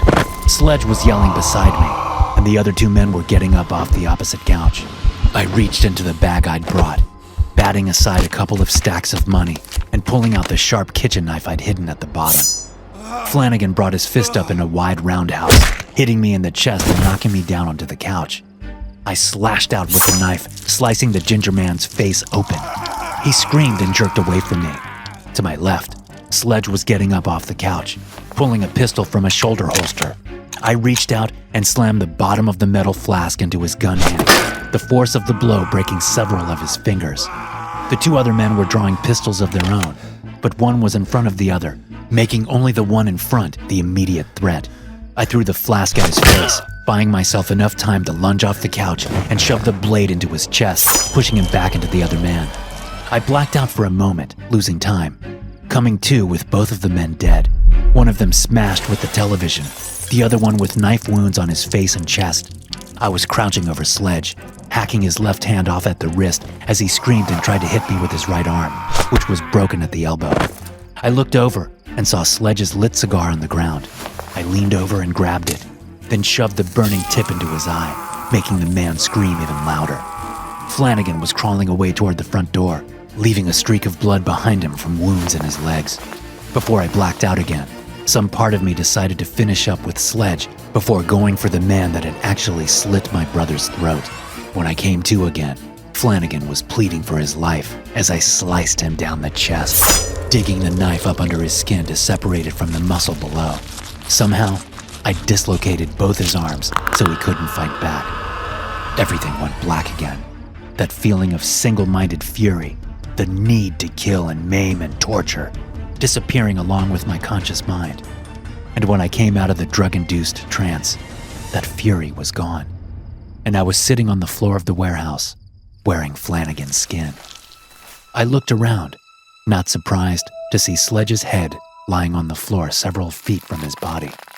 Pulling Flanagan's skin off me, I stood up and walked carefully across the blood-slick concrete floor to gather up the money I'd earned. I packed it all in the bag and brought it to the door. Sheets of rain wet my feet as I opened the door. The storm was still raging. Before I stepped out into the downpour, I thought about how easy it was to convince Lorena's bodyguard to sell me some of the drug. The thought had occurred to me while I'd been showering, and I offered him half of what Lorena paid me. He refused, so I offered him 3/4. That did it. He even threw in the flask for free. I was grateful that I couldn't remember killing those people at the party, but part of me was happy to have been conscious while I did away with these criminals who had killed my brother. I stepped out into the night, letting the pouring rain wash the blood off of me as I headed to my car, bag of money in hand. When I was 18 years old, I was arrested for selling fake IDs on the dark web. I was actually pretty careful in covering my tracks, but in the end, it didn't matter.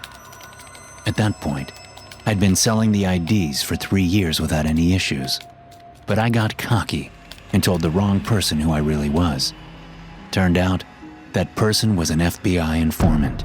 I was threatened with 7 years in prison, and I probably would have done the full 7 if a mysterious benefactor hadn't come along. In the end, my benefactor, a billionaire named Luther Speck, offered me the services of an excellent lawyer if I agreed to work for him when I got out. He wouldn't tell me what the work was, saying that I had to agree unconditionally before he would spend a dime on my defense. What can I say? I was desperate. For an 18-year-old kid, 7 years in prison seems like a life sentence. And since the feds had seized all my assets, I agreed to the bargain. Thanks to the lawyer Speck hired for me, I only spent 2 years in prison. But now that I'm in this situation, I wish I would have told Speck to shove it. I wish I would have done the full 7 years. Because unless some sort of miracle happens, I'm going to die a very painful death very soon. Mr. Speck wants you to acquire him a slave. At first, I thought the guy was joking. I laughed in his face. He was Speck's right-hand man, a burly, hammer-headed guy named Simon Wretch. We were sitting in a Rolls-Royce Phantom, Wretch in the driver's seat, and me in the passengers. I hadn't been out of prison for even 5 minutes, and this was happening. Of course, Speck wasn't anywhere to be seen. He'd sent his thug to give me the message. I'd just been in the process of drooling over the plush interior of the Rolls when Wretch said it. A slave? I replied. Get the hell out of here. Wretch grabbed my head and slammed it into the opulent, wood-paneled dashboard. He didn't do it too hard, but I had the feeling that it was more out of concern for damaging the car than for damaging my face. Jesus! I said, putting my hands to my head. What the hell, man? Mr. Speck wants you to acquire him a slave. A girl. A young girl, but not too young. Preferably white. Although Middle Eastern or Hispanic are acceptable if she is an exquisite beauty. Not black. He will not accept a black slave. I shook my head. There was so much wrong with what he just said. I didn't know where to start. I sold fake IDs, man. I don't know shit about getting a slave on the dark web. Even if I did, I wouldn't help you. You know how wrong that is? Wretch reached into an inside pocket of his $2,000 suit and pulled a phone out. He swiped and tapped on it with his thumbs for a few moments before turning and showing it to me. This is your little sister, right? It was. He had a picture of Jenna with her friends outside of the high school. She was a sophomore. The full implication of that picture fell on my head like a hammer dropped from a construction scaffolding. All at once, I felt angry, sick, and desperate. It was not a good feeling. She is a very attractive young girl. Wretch said. White, too. Just how Mr. Speck likes them. Do you understand what I'm saying to you? I nodded, my ears ringing. Fine. I'll do what you want. That was the agreement. Wretch said, putting the phone away. Now I will take you where you will do the work. What do you mean? I want to go see my parents and my sister. Not yet. First, you work. You can see them later. And that was it. He took me to Speck's compound. But before we ever even got near the place, he made me put a blindfold on. We must have been in the car for an hour after that. He set me up in a small house on the property, a few hundred yards from the mansion. In my new home, there was a computer set up with all the latest and greatest. I was locked in and under guard 24/7. I told them it would take time, but they said I had 2 weeks to get it done. It came down to the wire, but I did it. I finally found a site on the dark web that was legit. This was only after wading through several others that were FBI honeypots, complete scams, or weirdos pretending to be human traffickers to get their rocks off. But even once I found the site, it wasn't easy. So I had to go through a whole rigmarole of finding out which of the 5 girls they had on offer was right for Speck. Then there was haggling for price, deciding on a time, place, and method of exchange, and always assuring the guy I only knew as Bodyman 438 that we were legit buyers. The girl didn't have a name on the website. She was just known as number 3. She was white, with green eyes and blonde hair, and she looked terrified in all the pictures. I couldn't help but think of Jenna the whole time I was doing it. The girl even kind of looked like my little sister, and all the time, I hoped that it was all a big scam and that there was no girl. I thought about escaping, but I knew it wouldn't do any good. They knew where my family lived. So when the day came and I boarded Speck's jet, I was sick with guilt. I didn't know what the billionaire wanted with the girl, but I knew it wasn't good. And whatever was going to happen to her was going to happen because of me. I stared out the window for most of the flight to Panama, where we were going to meet the sellers. But about 2 hours into the flight, Speck sat down across from me and started talking. The sooner you make peace with this, the better, he said. For a billionaire, he looked sloppy. He was wearing a rumpled beige and gold tracksuit with flip-flops.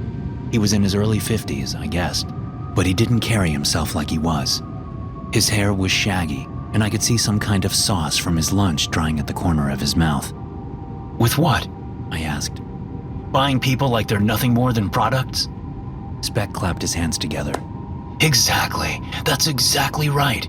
If you ever want to be rich, you've got to separate yourself from the notion that people are people. Think of them as numbers and collections of preferences. The more numbers you can manipulate, which means getting good at zoning in on those preferences, the more money you can make. But if you go around thinking of them as individuals who each deserve all that pursuit of happiness bullshit, you'll never get anywhere in this world. There's a term for people who can't feel empathy, I said. It's called psychopathy. Well, guess what, boy? Our economic system rewards psychopathy. So if it doesn't come naturally to you, you gotta learn it. Train it into yourself. You'll be better off, believe me. I scoffed and looked back out the window. Do you know what your fake IDs were used for? Speck asked. Do you have any idea? I ignored him, staring at the clouds below the jet. What if a fake ID that you sold got some kid some booze, and then he drove his car and killed someone? Speck asked. What if one of the IDs helped a murderer get out of the country? What if they were used to commit widespread fraud? You already know that they were, so get off your high horse. You've already had a taste of what it takes to succeed, and you want more, don't you? Selling fake IDs is not the same as buying a fucking person. I snapped. This got the attention of the 3 bodyguards on the plane. Speck laughed. Careful now, He said. You better watch what you say to me, or I'll make a date with your sister Jenna. You motherfucker! I lunged at him, but Wretch grabbed me and slammed me to the floor. The other 2 bodyguards, Pollard and Yule, took turns kicking me until Speck finally got tired of laughing and told them to stop. I got up from the floor, bruised and bleeding, and sat in silence for the rest of the trip. When we landed, the handoff was surprisingly easy. We were at a private airport, and the human traffickers were there waiting for us, parked a good distance away. I wanted to stay on the plane, but Speck wouldn't let me, so I got off with everyone else. The slavers got the girl out of their SUV and allowed us to see her. Most of the slavers were wearing masks, but I could tell from their skin that they were a multiracial bunch, black, white, and brown, as far as I could tell. Then they sent one man over, an Asian guy and the only one not wearing a mask, who provided us with the bank account information. Speck initiated the transfer. When the Asian guy was happy, he signaled his people and one guy brought over the girl, who was wearing a white and pink sundress and looked like she'd been drugged. She let herself be led over without protest. We loaded up again and were on our way. They put the girl in the back room of the jet, Speck's private bedroom, and put a guard outside the door. Although Speck stared toward the room for most of the flight, I wasn't surprised that he didn't go back there. I had heard enough chatter around the compound about how he wanted everything to be perfect. He had everything planned out. The sick bastard. For the entire flight, I thought about killing Speck. There was no doubt I would die in the process. Still, it might be worth it. It wouldn't free the girl, but it would be something. It would ease my conscience, if nothing else. By the time we got back to the compound, I talked myself into trying it. If I didn't try, I would never be able to look at myself in the mirror again. So when Pollard escorted me back to my little house, my prison, I put my shitty excuse for a plan into action.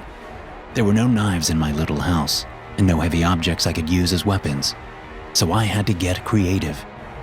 I knocked on the inside of the front door. They kept me locked inside, and called out to Pollard. Those traffickers contacted me. I shouted. They said Interpol is onto them and they know who we are. Pollard unlocked and opened the door. As soon as he did, I brought the can of cooking spray up in my right hand and sprayed it into his eyes. As he stumbled back, eyes wrenched shut, I threw the can down and leaped at him with my belt in my hands.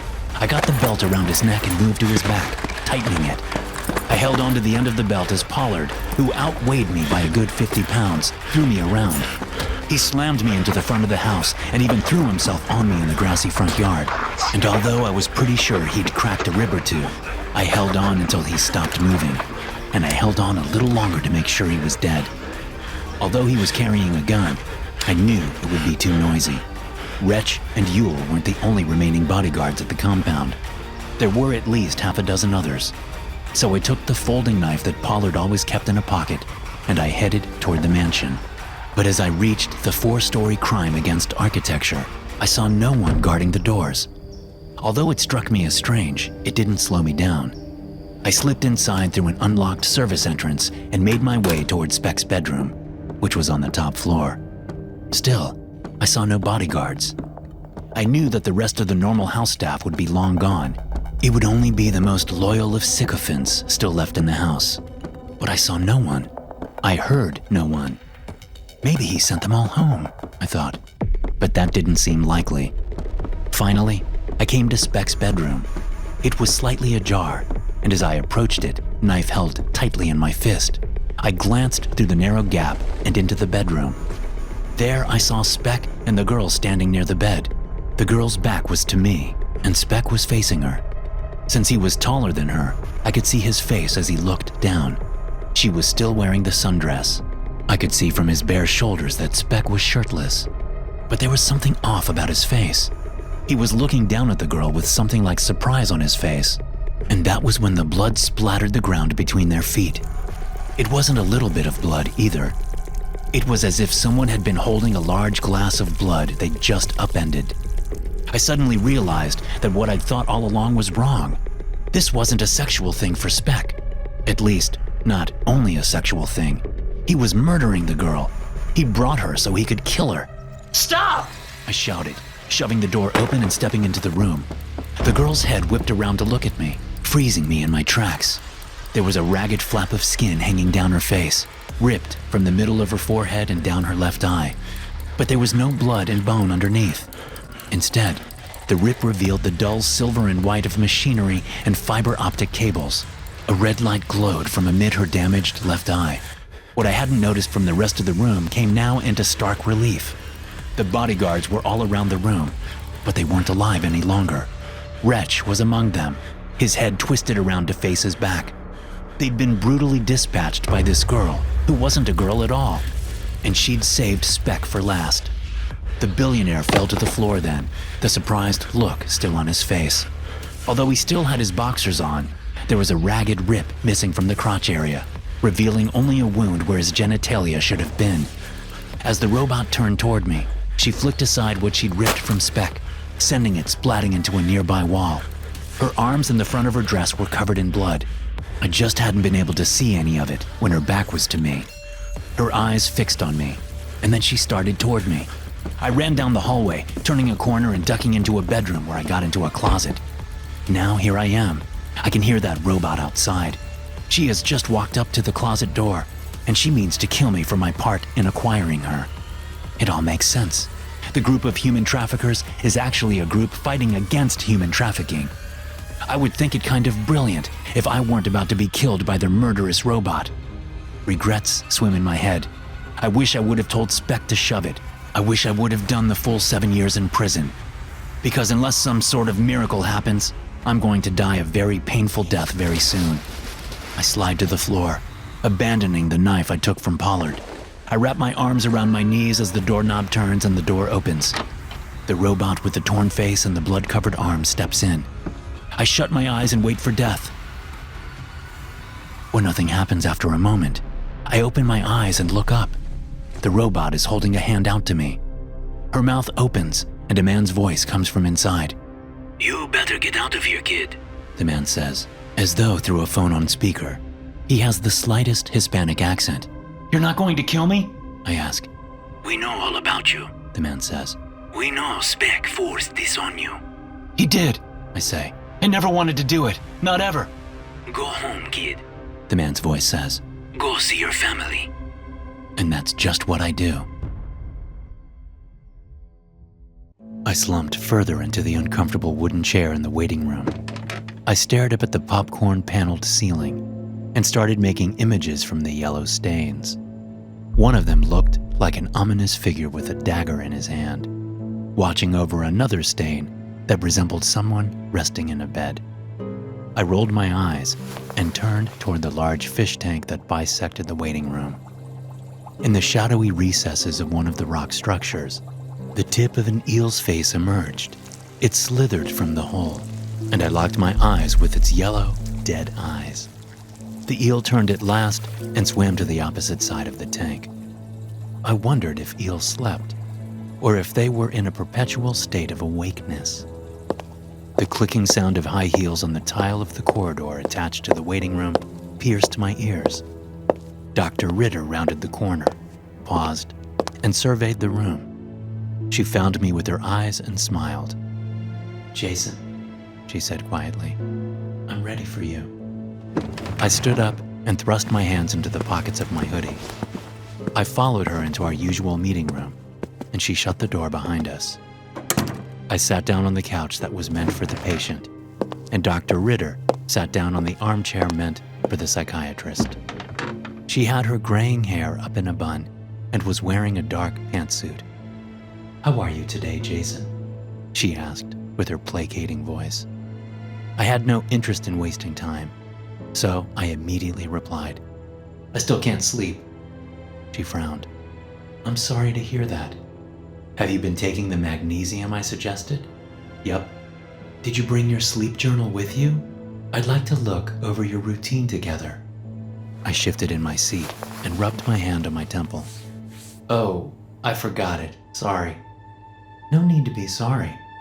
Why don't you just tell me what your routine is most nights? Well, I stop using my phone an hour before bed, like you said. I read a chapter of a book while I'm in bed. And I've been listening to white noise, but it hasn't helped. The magnesium hasn't helped either. Dr. Ritter wrote something down in her notes. As I've mentioned before, this is still all just treating the symptoms. And clearly the cause of your insomnia is so strong that we are failing to even treat its symptoms. You told me that the insomnia came on after you lost your mother a few months ago. Can you think of any time before that when you suffered from insomnia? No, I said. I never had an issue with sleep my whole life. It was when when I lost her. I haven't really slept since then. Are you having trouble accepting her death? I shot her a glare. Of course I am. What 20-year-old would be okay with his mother, you know? Something I said has upset you. Yeah, I just thought it was a dumb question. We went back and forth for a while longer. She continued to prod at my relationship with my mother and my feelings surrounding her death. I would answer her questions. She would tell me I was being defensive and not open to the process. Eventually, she looked over at the digital clock on the stand in the corner of the room. I want to be mindful of the time, she said. We still have work to do. But what do you think we can do to get you to sleep better until our next session? Well, I rubbed my arm awkwardly. I didn't make eye contact with her. I'm just so tired. I was hoping you could prescribe me something. Something stronger than magnesium. Please. I'm so tired. I pressed my hands to my face and started to cry. She wrote something on her prescription pad and handed it to me. This is a prescription for Ambien, she said. I don't like giving drugs as a solution, but I want you to be able to get some sleep. I'll let you have this on the condition that you continue to come to our sessions and be more open about your current feelings. I thanked her and left the room. I walked out of the building and got into my car to head to a pharmacy immediately. The Ambien prescription was filled, and I excitedly clutched the pill bottle. I knew how strong Ambien was, and I couldn't wait to take something that would actually work. I didn't see any of my friends that night. I just downed one of the pills and crawled into my dorm room bed. I tossed and turned all night. Misery wrapped around me like my bed sheets. I scratched at my skin and rolled around with discomfort. In the morning, I thought that maybe I just needed to adjust to the drug first. The following evening, I took 2 for good measure. I still didn't sleep. So that was it, I thought. There was nothing that could help me. Not even the prescribed drugs could put me to sleep. I began to sob in my bed. My roommate, Alex, stirred. Dude, is everything okay? He asked groggily. Yeah, I'm fine. Sorry. He went back to sleep. But I remembered something he had told me once. It had mostly been a joke, I think. But he had said you could get anything on certain websites, things that you couldn't get prescribed anywhere. These websites could only be found on the dark web, which I had never used before. Something about it had always been off-putting, but I didn't care anymore. I would do anything to sleep. I grabbed my laptop and learned how to access the dark web fairly quickly. I installed a Tor browser and opened it. After a bit of research and a few dead ends, I finally found a promising website with the simple address sleep.onion. What I saw there seemed too good to be true. There was a pill being offered that guaranteed the best sleep of your life. But the truly unbelievable part was that it claimed to be a free trial. You input your shipping address, and they, whoever they were, sent you the pills. It didn't even say you had to review the product or anything. Since my mailing address was a P.O. box on campus, I had no fear that someone would be able to find where I lived. I entered my mailing address and clicked on the large green Submit button. A text block appeared that read, "Thank you for your order. We will be in contact with you again soon, Jason." I blinked and read it over again. Jason. How did they know my name? That should have been a red flag, but I was too tired to think straight. So I figured that I had entered my name at some point and had just forgotten. I shut my computer and returned to my bed, tossing and turning all night like always. The next day, when I checked my mail at the student mailing center, I was extremely surprised to find that the dark web pills had already arrived. I opened the package to find a pure black pill bottle. A single word was inscribed in silver on the bottle: sleep. Also in the box was a note that read, "Sweet dreams, Jason." I wasn't sure if that note was meant to be encouraging or threatening, but I didn't care. I didn't even care about waiting for the following evening to go to bed. Returning to my dorm room, I opened the black bottle and found it full of silver pills. The pills almost seemed to glow. Part of me knew the danger of swallowing mysterious pills from the dark web, but as I said, I didn't care anymore. I knew deep down that I was on the verge of suicide anyway. Nothing mattered. I swallowed a silver pill and climbed into bed. I sat up in bed. Alex was in the room now. He was watching something on our small TV. "Dude," he said, "I hope you didn't have anything important to do. You've been asleep all day." He laughed and took a sip of the beer he was holding. "What?" I asked, rubbing my eyes. Peering out our window, I saw it was now evening. Something felt different inside me. I felt peaceful. I had rested, truly rested, for the first time in months. The pills worked. I jumped out of bed and started laughing. I grabbed Alex by the shoulders and shook him excitedly. "I slept!" I shouted. "I slept all day, Alex!" Alex smiled. "Yeah, I'm real proud of you, bud. Now move. I can't see the TV." I sat next to Alex for a while and watched TV with him. I felt genuinely happy. But not wanting my sleep schedule to be reversed, I decided to try and sleep until morning. I also wanted to test the power of these new pills, so I climbed back into bed and took another. Within minutes, I was back in the blissful embrace of darkness. I awoke the next morning with an excitement to start my day that I had not experienced in a long time. The following weeks were some of the best I ever had. Before these pills, I had been threatened with expulsion by my university due to my abysmal grades. But with new health and rest, I was able to increase my GPA dramatically. All of my relationships improved as well. My friends said it was like I was back from the dead, and they were so happy to have me around. My new, restful life had also instilled confidence and vitality in me, and I ended up asking out a girl, Ellen, who I had been crushing on for a while. She agreed to go on a date, and we were soon calling each other boyfriend and girlfriend. I stopped going to therapy. I didn't see the point of it since I was extraordinarily happy. Dr. Ritter had called and said she would not write me more prescriptions until I returned. I told her I didn't care because the Ambien didn't work anyway. She seemed very concerned about this, but I refused to return. Life was perfect until I somehow found myself with an empty pill bottle. There had been a month's supply. I hoped that the pills had somehow fixed me and that I could stop taking them and return to a normal sleeping schedule. But that night, the first night without them, I discovered something unsettling. I didn't sleep once. I don't mean that I was back to my usual insomnia. Insomniacs still get sleep at night, otherwise they would be dead. It's just that their sleep is uncomfortable and broken, and they don't get as much as they should. But this night, I literally didn't sleep. I was wide awake the whole night. And again, the next night when I got in my bed, I was unable to even close my eyes. It was as if I was incapable of sleeping. Frightened, I got onto my laptop and found my way to sleep.onion. Immediately a message popped up. Hello, Jason. Here for a refill? I typed into the chat box, yes. Well, this one won't be free, the message read. I figured there would be a catch like that. I typed, okay, how much? No money. We need you to do something for us. What? We'll send instructions to your mailing address. Once you complete the assignment, we'll send you another month's supply of pills. There's something wrong with these pills, I typed in frustration.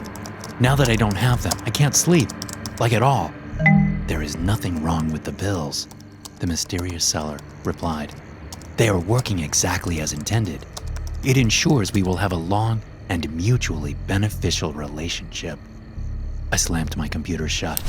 They were blackmailing me with the ability to sleep. This was insane. The next day, I found a package waiting for me at the student mailing center. Without thinking, I started to open it in public, but I had to shut it immediately when I saw its contents. I ran back to my dorm room and locked my door. Alex wasn't in the room. I opened the box again. There was a glimmering handgun inside and an envelope. I would be expelled from campus if anyone knew I had a gun in my room, maybe even arrested. I opened the envelope. It contained a picture of a house with an address written on the back, and a picture of a man with his name written on the back, Henry Waterford. After reading a note I found inside the envelope, I dropped everything to the floor and began to cry from fear. They were instructing me to kill someone. They even provided information on how to bypass Henry Waterford's security system and the best time of day to murder him. I got back onto the website and typed, "There is no way I am doing this. I am not going to kill anyone." I waited. Their response came, "Well, then you probably have about a month to live, and it will be extremely unpleasant." "What?" I responded. "You won't be able to sleep without the pills. Never again. Your body is now incapable. And we have found for those who refuse to work with us that they last about a month with no sleep." "Fuck off," I wrote, and closed my laptop. As the week stretched on, my insanity stretched thin. It's hard to explain. There was a deep and overwhelming tiredness in me, but I couldn't get myself to nod off even for a second. There were hideous black bags under my eyes, and it became difficult to focus on anything. I also was unwaveringly irritated with everything. And in my irritation, I broke up with Ellen and distanced myself from all my friends. But the real horror came on my 10th day with no sleep. She walked into my room, right through the door. She just stood there. At first, I thought she was a ghost because of how pale she was. But then I remembered that she had been that pale the last time I had seen her. My mother, murdered by cancer. Why did this nightmarish hallucination have to be the version of her that was the most upsetting to look at? Why couldn't it have been her younger, healthier self? She was bald and thin. She didn't speak. She just stood in the corner of my room. Occasionally, she would enter a fit of coughing, hacking up mucus and eating blood. But she never spoke to me, even when I screamed at her. And she followed me everywhere I went. It was too much. I couldn't take it anymore. So I grabbed the gun and proceeded to drive to the address on the back of the picture. It was midnight when I arrived, which was one of the recommended times to murder Henry Waterford. The house was large and wealthy looking. I climbed over the gate and made my way to the front door. I entered a security code that had been given to me by my blackmailers, and the door opened. My mother, or the illusion of her, followed me closely. She had a disapproving look in her eyes. The note had also informed me of the exact room that Henry slept in, so I made my way there. While I was in the hallway, my dead mother began coughing harder than I had ever heard before. She fell onto the ground and began to spit up blood. I froze in terror. I was about to shush her when I realized that no one in the house could hear her. She was only in my head. I tensed my body and forced myself to ignore her. Henry's room was just at the end of the hall. I was almost there. In a few more steps, I would become a murderer. But on my way, I passed a room with an open door that sealed my fate. Whether it sealed my fate for better or worse, I can't say. But in the room was a wooden structure that broke my heart in two and extinguished all my resolve for the task at hand. In the room was a crib, and in that crib was a sleeping infant. Its tiny chest rose and fell, over and over and over again. When I entered that house, I believed that I would be capable of killing a man, and maybe that's still true. But what I learned from that room with the crib and the tiny sleeping baby was that I could never kill a father. I couldn't do to that child what cancer had done to me. I couldn't steal one of its parents. Quietly but quickly, I fled from the house and jumped in my car. I didn't return to my dorm room. I drove straight to the police station and told them everything. Well, almost. I left out the part about the gun and kept it hidden in my car. The police reviewed my messages with the mysterious dark web pill sellers. They assured me they would do everything they could to bring these people to justice. That was almost a month ago. There was nothing the police could do. Those people on the dark web were untraceable. I tried going to the hospital as well. They monitored me and gave me the strongest tranquilizers they could, but they weren't able to put me to sleep or even induce a coma. In the end, they just raised their hands in confusion and said they didn't know what was wrong with me. Here I am, now, at my childhood home, the one I inherited from my mother. I can feel that final darkness approaching. My body is almost shut down. I find myself suddenly appearing in rooms without remembering how I got there. It's as if I'm trapped in a dream. The walls of my house seem to flow like water. The rooms appear to swap at random and never quite look the same. There is no distinction between my home and my backyard. They bleed into each other. The only constant is my mother. She is always next to me, coughing and hacking out blood. Except she looks worse and worse every day. Her skin is peeling off her body, and her eyes have rotted from her head.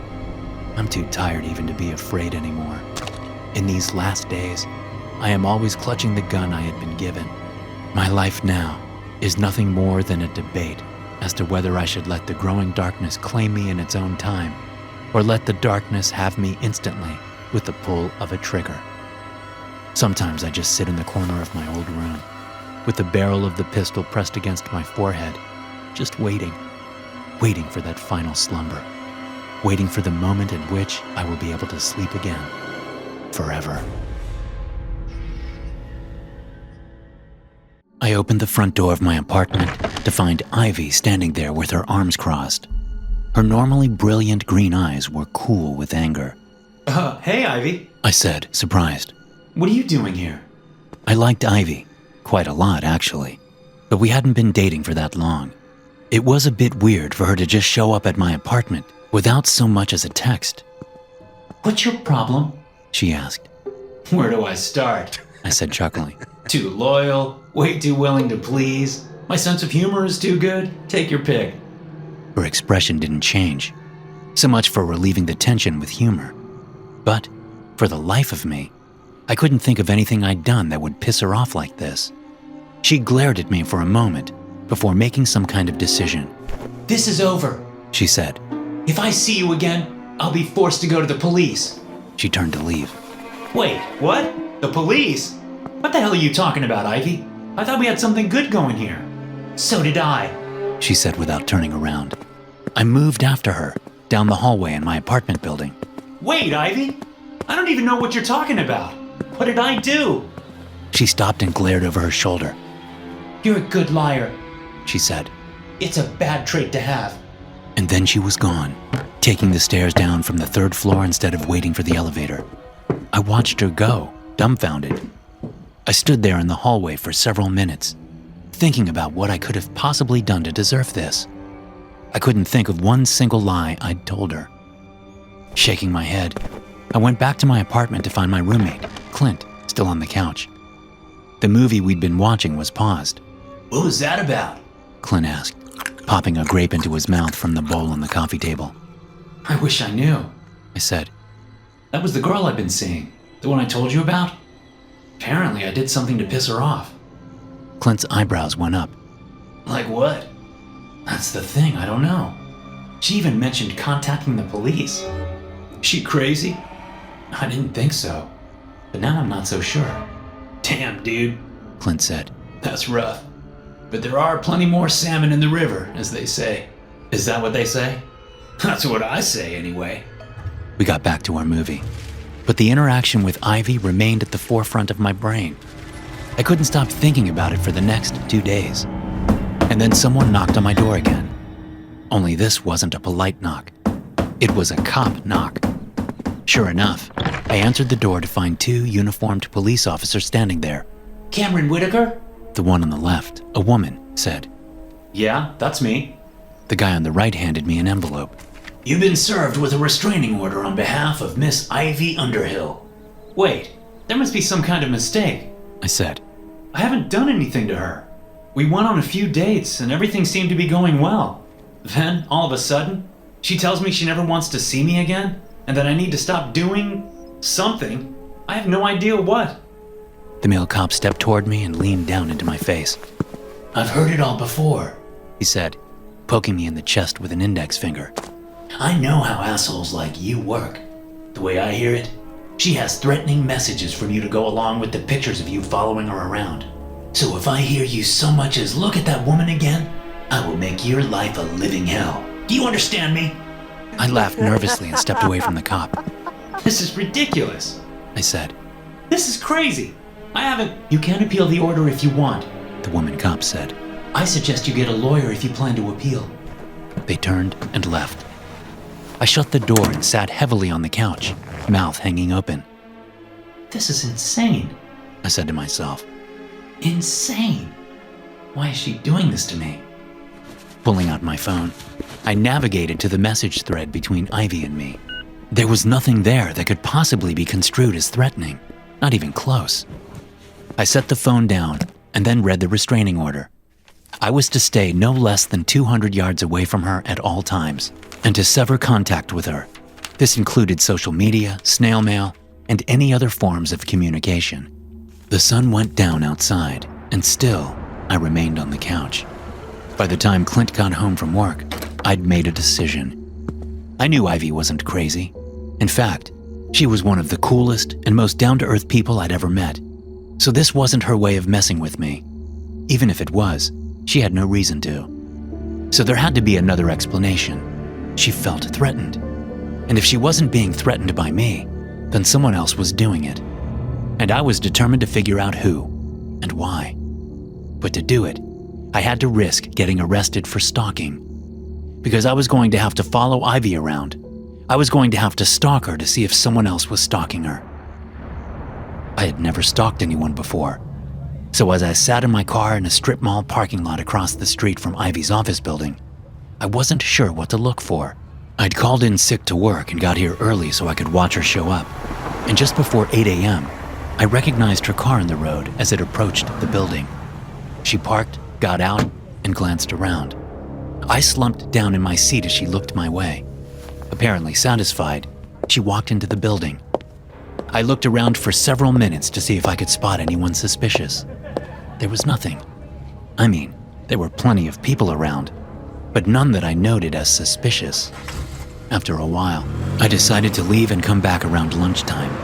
Maybe Ivy would leave for lunch, and I could see about a stalker again. So that's what I did. This time, I parked in a different spot and watched as she came out and got into her car with a female coworker. They left, and I followed at a safe distance. But I lost them when a light turned red and I was forced to stop. No luck again. I left and came back again, this time arriving a little while before quitting time.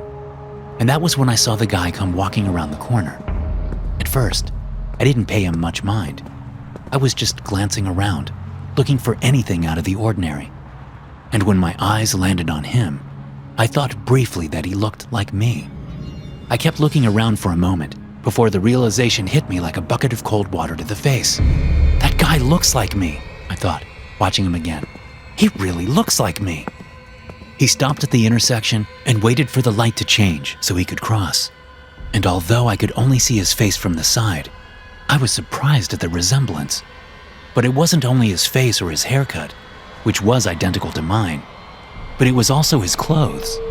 He was wearing a red and black baseball t-shirt with 3/4 sleeves. It was identical to the one I wore on a casual date with Ivy. He was also wearing similar shoes and pants to ones I owned. The light changed and he walked across the street to the fast food place that was separated from Ivy's 3-story office building by a low cinder block wall. He went inside the restaurant and sat down at a table, then peered out the window at the office building. Holy shit, I said to myself. This is messed up. Just after 4 in the afternoon, Ivy came out of the building and walked toward her car.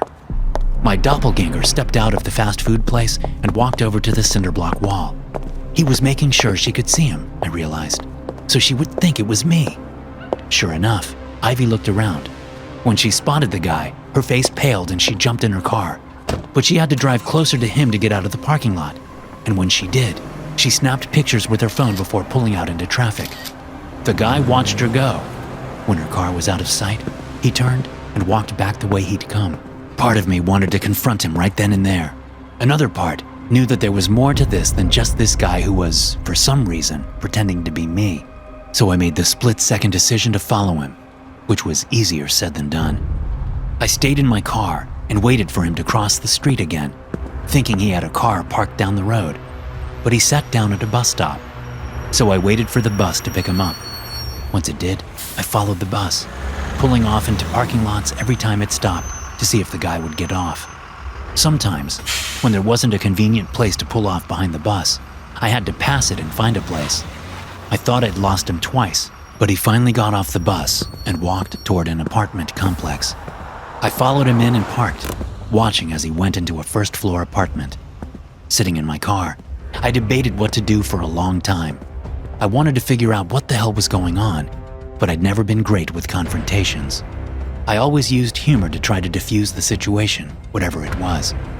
But as I thought about what could have been with Ivy and how well we clicked, I got more and more angry. Finally, I got out of the car and grabbed the tire iron out of the trunk. But then I thought better of it. I couldn't break the door down with a tire iron, and if he saw me holding it, he wouldn't let me in. So I went up to the door unarmed and knocked. I heard movement inside and watched as the light from the peephole was blocked.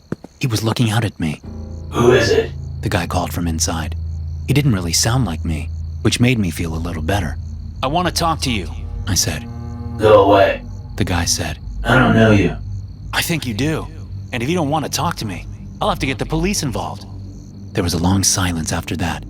Then he said, Go away. Fine, I said, pulling out my phone. police it is. I wasn't bluffing. I dialed 911 and was about to hit send when I heard the deadbolt slide out of the door frame. The door opened, revealing a face that was similar to mine, but not the same. He certainly looked a lot like me from far away, but not as much up close. He gestured for me to enter. After hesitating a moment, I did. The apartment smelled like old cigarette smoke. The carpet was worn in the living room to my left, and a cramped kitchen sat on the right. The two rooms were separated by a half wall. There was an open door to the bedroom ahead of me. The guy shut the front door, and as I turned to face him, he lunged for me, jamming a shoulder into my stomach and slamming me into the half wall separating the kitchen from the living room. Pain erupted in my spine as the guy pulled my feet out from under me. I tried to keep myself up by gripping the wall, but it was no use. I hit the thin carpet hard, and then the guy was on top of me. He got one hand around my throat and punched me in the face with the other before I caught a hold of his wrist. I couldn't breathe, and with my other hand, I tried to pry his fingers off my throat. My vision narrowed to pinpoints as he grimaced down at me, his weight pressing my lower body to the floor. Frantic, and with only seconds of consciousness left, I gave up on getting his hands off my throat and stabbed him in the eye with my thumb. He shouted and let up for a moment, allowing me to throw him off and scramble up. I turned into the kitchen, hoping to find a knife sitting out, but I saw nothing. The counters were clean. No pots, no pans, no dishes. But there was a microwave sitting on the counter. As the guy got up off the floor and came at me again, I grabbed the microwave and yanked the cord out of the wall as I threw it at his head. His head plunged through the glass door in a crash of breaking glass. He stumbled backward into the wall and then slid down to a sitting position in the corner, twitching as blood ran down his neck. I stood there, looking down at him and breathing hard for what seemed like a long time. Somewhere in that time, he stopped twitching. A knock came at the front door, startling me. I moved to the door and looked out the peephole. I immediately recognized the guy from somewhere, but I couldn't place where, not until he talked. Hey, James, let me in, man. I just saw a text between Ivy and her mom.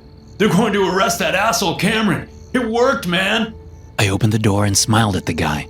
He stepped back, probably because my face was red and maybe even starting to swell already. Hey, buddy, I said, hoping he wouldn't notice the difference between me and the doppelganger he hired to harass Ivy. So it worked, huh? They're going to arrest her boyfriend? He's not her boyfriend. The guy snapped, and he cocked his head. You all right? I'm fine. I said, stepping aside. Why don't you come in and we'll discuss this?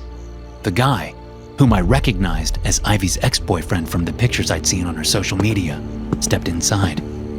I shut the door just before he got far enough into the apartment to see the man with his new microwave head. When he spun around, eyes wide, I punched him in the face as hard as I could. He fell to the floor, still conscious but dazed. I pulled my phone out and started recording. You're going to tell me everything, I said, right now. and he did. His name was Lance, and he explained how he used a dark web stalking site, giving them pictures of me so the site runners could hire a stalker that looked like me. Then they got to work, making it seem like I was the crazy stalker. All this started because, after their breakup, Lance had used a different dark website to hack into Ivy's phone and computer. After our second date, she messaged a friend about how much she liked me, and her ex just couldn't handle it. If he couldn't have her, no one could. Once I got his confession recorded, I went to the police, who told Ivy the situation. While I'm still waiting to hear the official word, I'll most likely be cleared for killing the doppelganger because it was self-defense, which is good because Ivy and I have been seeing each other again, and we have a nice long vacation planned when all this is over and done with. There's a whoosh as the Molotov cocktail hits the floor in my front room, the tinkle of falling window glass barely audible over the sound. But I'm ready for it. I limp out of the kitchen, pain flaring in my bloody left leg as I go. Working the fire extinguisher in my hands, I put the fire out quickly. Then I get up to the window, staying out of view as I drop the extinguisher and pull out the pistol from my back waistband. Once I have the SIG in hand, I pivot, grimacing against the pain in my leg. I don't see anyone at first, but there aren't a ton of places to hide in my front yard. I haven't yet figured out how they bypassed my security system and got over the wall. That in itself tells me these aren't some off-the-rack gangsters. Then again, I know exactly who's behind this. I wouldn't be any good at what I do if I didn't know that. I was in a hurry when I got home earlier, so I parked my SUV out front, which was a bad idea, because now I'm pretty sure someone's hiding behind it. Probably with another damn Molotov cocktail. Sure enough, I hear the faint click of a Zippo closing. A guy in a black mask and dark clothing pops up from behind the hood of the Range Rover, flaming bottle in hand. I fire 3 shots, and the guy twitches as the bullets punch into him. His arm comes forward, but not enough to throw the bottle. Instead, it falls and shatters on the hood of the SUV, flames spreading quickly. Son of a... I mutter through clenched teeth. That's my favorite car. As I scan my front yard, looking for any other intruders, I decide it's time to bring out the big guns. This guy doesn't know who he's messing with. I limp out of the front room and toward the stairs, going past the dog-sized robot that shot me in the leg with its built-in gun. I didn't have to use a weapon on that one. I simply got clear of the thing and used my phone to hack and then disable it. Now it just stands there on its 4 legs like a statue. Like I said, this guy doesn't know who he's messing with. I've been around the block once or twice, and this guy just learned to walk. Granted, he's persistent and ballsy, but I doubt either of those factors will save him. You see, I make my money on the dark web. I'm what you might call a white-hat entrepreneur. I offer a wide array of services, most of them designed to f with those who murder or ruin lives. I don't know how many human trafficking dark sites I've disabled, how many cannibal businesses I've dropped a dime on, how many DDoS attacks I've perpetrated on black hat sites. But I don't do this for free. A guy's gotta make a living. Anyway, that's how this all started. I maintain a site on the dark web so people can access my services. And I got a message from another dark web entrepreneur, kind of like a confidential informant, a 2-bit criminal who I let operate with relative impunity so I can get information when I need it. This guy messaged me and told me someone hired him to sabotage my site. So I contacted the guy, the one who was paying to have my site sabotaged, and asked him nicely to f off and die. He didn't like that. And although he's just learning to walk, It seems he has a talent for it. Some people do. Somehow, he found out who I was and where I live. That's no easy feat. So if I don't stop this guy now, he's gonna lap me before I know what's happening. As I get up the stairs, I hear someone breaking in downstairs. Leaving a trail of blood behind, I make it to my safe room, just as two guys in black wearing large backpacks appear at the end of the hall. I duck out of the way as one of them fires a shotgun at me. One of the pellets ricochets off the metal walls of my safe room and embeds itself in my back. I cry out, even as I hit the button for the door, which slams shut, locking me inside the windowless room. Ignoring the new pain, I sit at my computer, thankful it wasn't hit by any ricocheting pellets, and I get to work. You see, you can find pretty much anything on the dark web. I'm talking anything. If you just know where to look, you can hire services that many people would never even dream exist. Most of these services are stupid expensive, which is why they're not used very often. But before I can hire one of these services to help me solve my problem, I first need to find an address. Glancing at one of my cameras, I see the two guys outside the safe room haven't given up. They've busted through the drywall and are working on cutting through the metal plating so they can access the door operation system. I'd better make this quick. If they know what they're doing, I have 10 minutes, 15 at most. Bringing out my phone, I reactivate the robot downstairs. I try to give it commands, but the guy is blocking me. He figured out that I hacked it, so I can't use the robot yet. First, I have to get rid of the guy blocking the robot's signal. Luckily, I still have some tricks up my sleeve. I use the robot signal, backtracking it to where the guy is. It takes me nearly 10 minutes as I break through digital walls and dodge roadblocks, but I find him. By now, the guys outside have gotten through the metal shell, and they're doing the more delicate work of connecting to the door's interface. No time to waste. Heading back to the dark web, I choose a service, fill out their form, pay them a load of money, and then wait. After a moment, the screen changes. I see a guy sitting in a room. I know that I'm seeing him through a hacked webcam. He's maybe in his late 20s, dark, curly hair and pale skin. He doesn't know his system has been hacked, not yet, and by the time he realizes it, it'll be too late. Behind the man, in the darkness of his room, a black ski mask fades into view. It's that of a hitman, his features concealed. The man seems to sense it. He turns slowly in his seat and screams, jumping up from his chair. The hitman tears into him, knifing him in the chest multiple times. With that done, I pick up my phone and quickly punch in a few commands. As I watch on the camera feed, the robot appears behind the two men in the hallway. And just as they get the door open, I finish the commands. The robot shoots both men several times in quick succession with the gun embedded in its head. Both men fall down dead. I stand up and step to the doorway, looking at the mess I'll have to clean up. Luckily, there's a dark web service for that. The window that popped up on my screen asked if I'd recently experienced any trauma. I mean, wasn't being alive a constant barrage of trauma?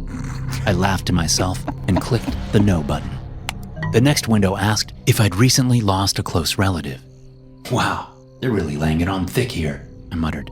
I already paid your money. Just let me see a stupid ritual. My mom had died only a month before, but it wasn't something I wanted to think about just then. I was on the dark web searching for entertainment, not some therapy session. Talk about a source of trauma. My mother had not been a nice woman, and she'd made my life a living hell. She was mentally and physically abusive, and the accident that killed her, falling down the basement stairs, wasn't quite the accident the authorities thought it was. But I didn't want to think about that, so I clicked no again. Then some long disclaimer came up about not being able to guarantee safety, not being financially liable for any adverse events, blah, blah, blah. I mean, it's the dark web. Why would they have a disclaimer? After I clicked accept terms, the site presented me with an array of small video thumbnails. They all had a little green circle in the top right corner with the word live next to it. I clicked one at random. It filled my screen.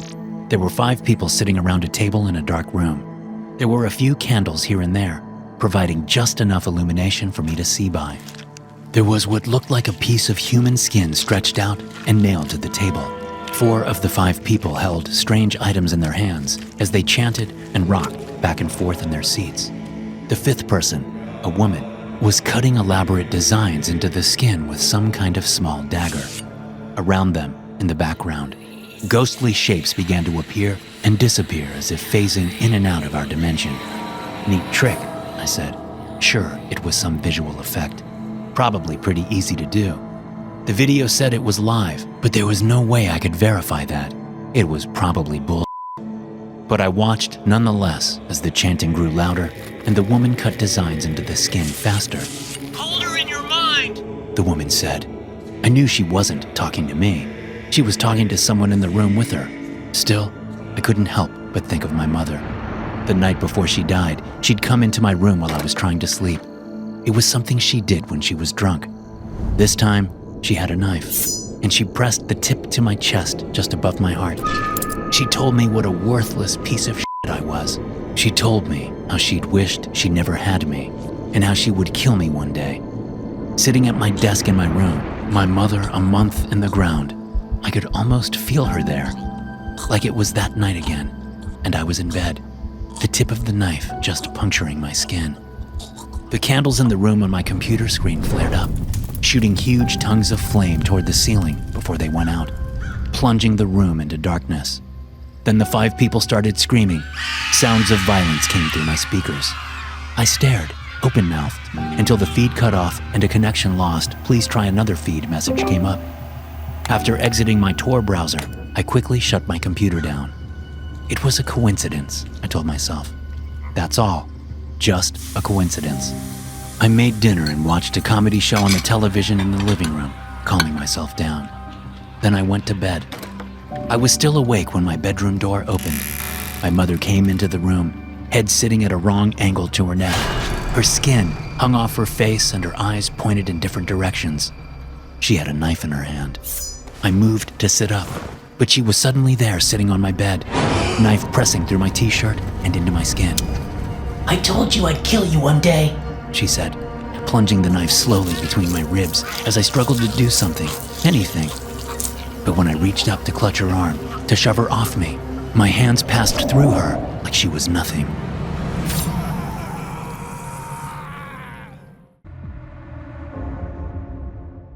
I feel like microwaved death, I said from the couch. My younger brother, who was standing next to me with a bowl of cereal in his hand, laughed. Poor little guy doesn't have insurance, Tony said in a baby talk voice.